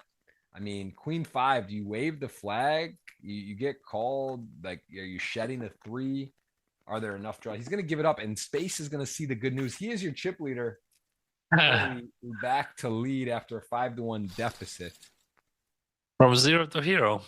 Like, got a shot. Boom. All you can ask for is a chance. He's on the dance floor. He has got a basically slight lead. Does cover, and he does flop the missionary top and bottom pair versus an ace high. This could be a big moment here. I wouldn't hate a call and then check, maybe see what happens on the turn. I guess you could check raise though too. You could cooler your opponent with top pair. You could have 5-6, you could have ace 5 and something like that has some equity and wants to stay in. And ace 6 is going to be a little bit alarmed for that. He is going to call, does get the 7, which ace 6 turns life, was in trouble. Now hit part of the runner, and the actual only draw did come through, but still 2 pair with the jack. It's a very strong holding. He is going to bet big, and Roland is going to get away there. So I extend of a lead now up to a big spot where we can see what we're playing for. 32 plus 42 at 70, about 74 grand. Exactly. 74,000, the 7.4 buy-ins and the 10K. Everyone gets that 30K package. So a huge day, huge show. 342 to first. Again, this is from Sunday. We pause every Tuesday, play to a winner, no deal making. Here with Dennis, and he is again streaming on Twitch and YouTube and playing cash games and tournaments and high stakes and all the fun stuff. So make sure you guys give him a follow. Instagram as well. He's there tagged. Not as active on X. What else you put up on Instagram, and where else are you putting up content? YouTube? Yeah, Instagram, YouTube, Twitch. You can easily find me, and you can Google or just open your YouTube. I'm gonna be there.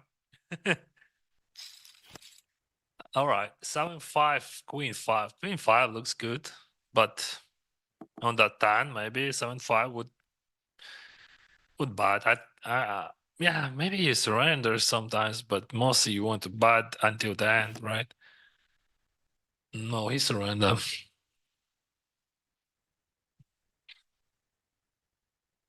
That's always hard to understand what exact garbage hands or air hands you want to bluff in heads up, because like you have just a wide range. And Queen High.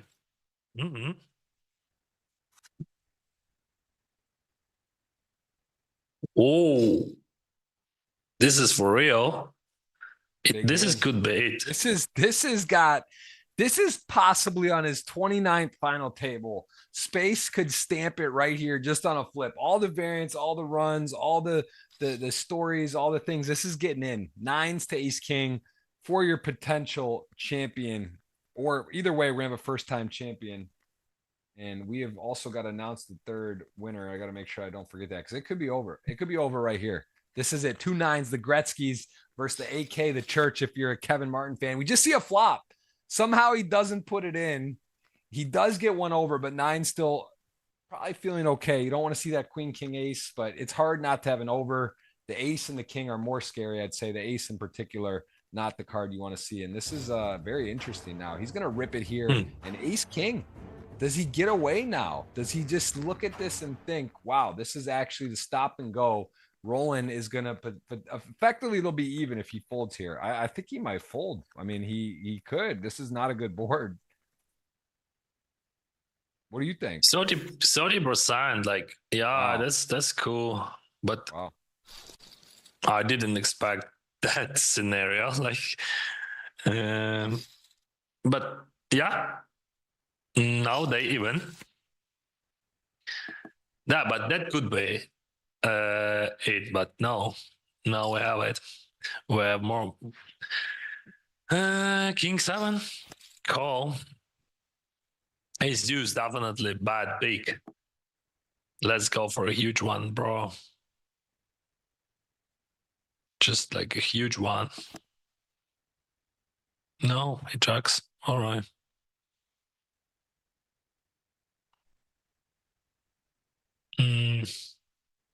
Nothing.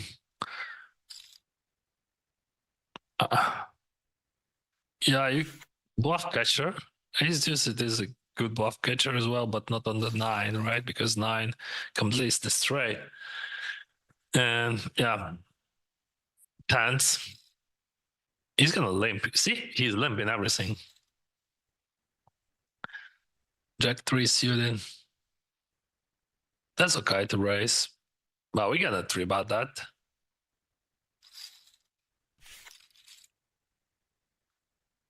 Yeah. 11 versus 7. 7-11. 10-7 suited. By the way, I lived in Thailand for 3 years in my life. Great country and amazing people there. Saudi Cup. My dear Thai people. Big draw here. 2 real draws, open-ended and a 10-high flush draw, which again, you can almost assert that your flush draw is good and well and live in a heads-up match, although we did see a cooler to get space back in the game, the 4 deuce for 6-7 of spades on the turn flush. So you feel good about it, and it's a pretty good semi-bluffing hand when you have 10 high but a flush draw. You get some 4x to fold. You get a hand like that is actually ahead of you, a better straight draw to fold. So good result there, and we are about even, Steven. Slight edge to space. Yeah, so, he raised. Wow. That's rare. I mean, that was my question, actually. Would he raise or he because if he would limp that, I would say he limping 100% of his range. And you never saw a deal because there is no deals on this final table. That's why. Reduce. Raise 9-4, defense. But small. This is soft. Maybe check raise would be better than call. I think when you just, check calling with 9-4, I think check raise better. But it is still run of Fedor. And he hits his straight.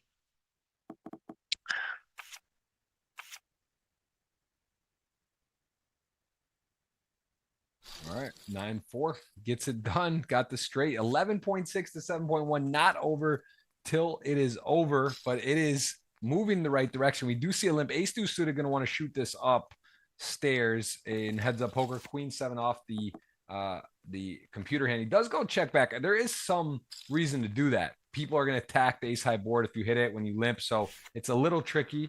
You do run the. That is a bit tight to just get. I'm a little surprised on that play though. But yeah, it makes sense. That's what you said. And that's very smart to have a suited aces in check-in range, because in other way you're gonna be you're gonna have a problem, a lot of problems on AI boards.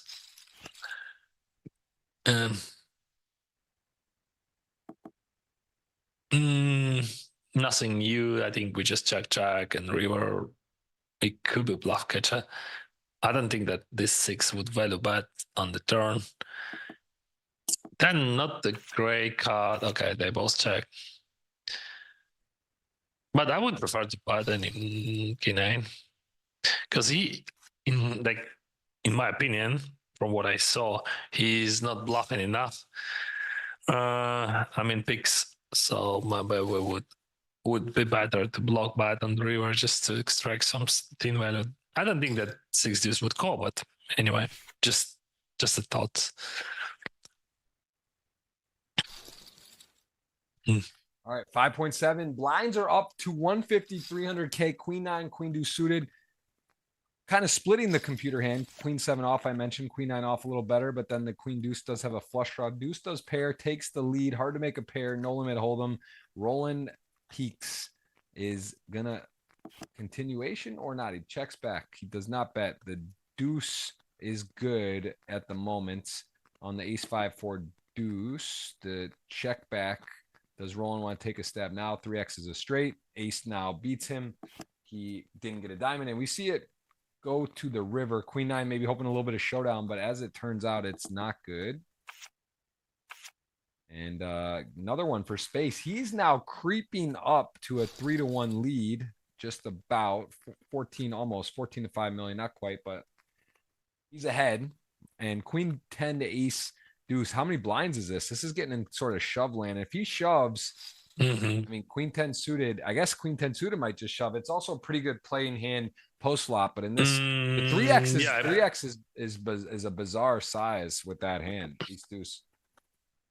Yeah, like from what I know about him, like how he played nines, probably he's just calling Queen 10 suited and never jams. But this is very good flop for Queen 10. Yep, top 2. Just a call.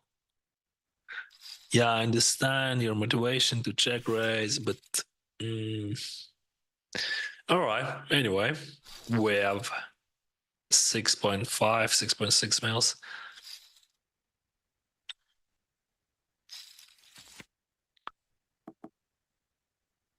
A9-3. Like check or bet, both options are good. You should not bet too often on the flop like that. There he goes.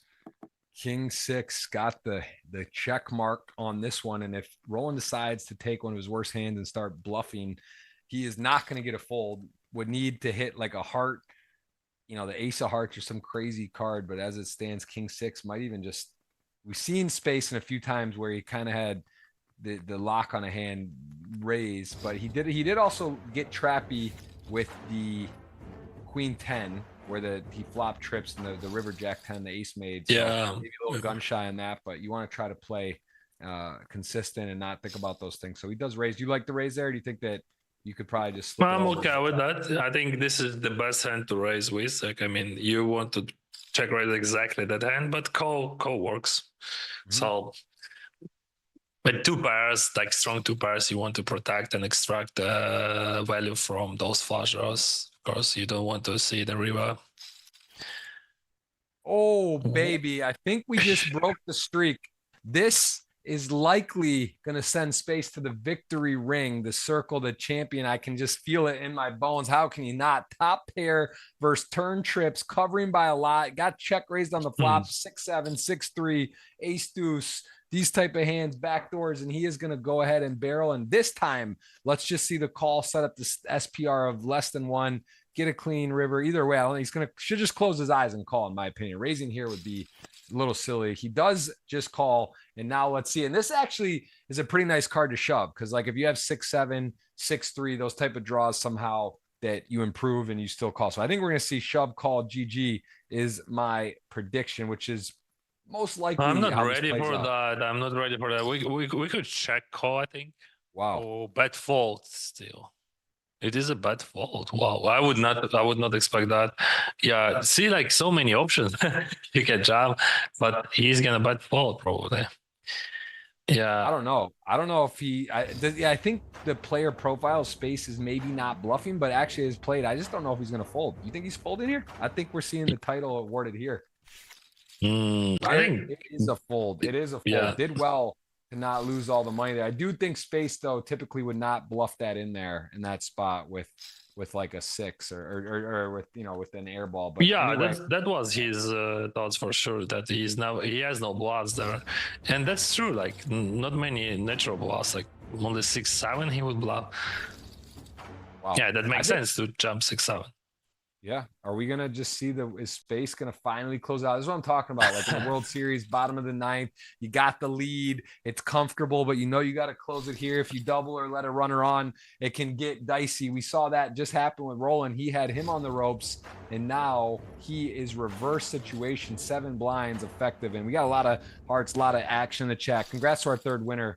That is Johnson AK. You got a $50 GG ticket coming to you or your friend, whoever you put for that username, as we are down to 2, and it is a big deficit. Oh, baby. Kings to ace-8 to get space off the schneid. Can't believe he's got kings calling all in for the title. Has to fade the ace, some spades, a couple 8s.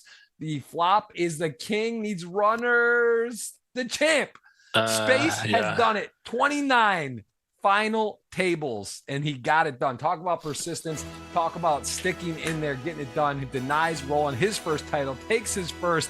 There it is. That's a happy cat right there. Look at that profile pic. 1 title, 29 final tables, a lot of earnings. What a day. What a final table.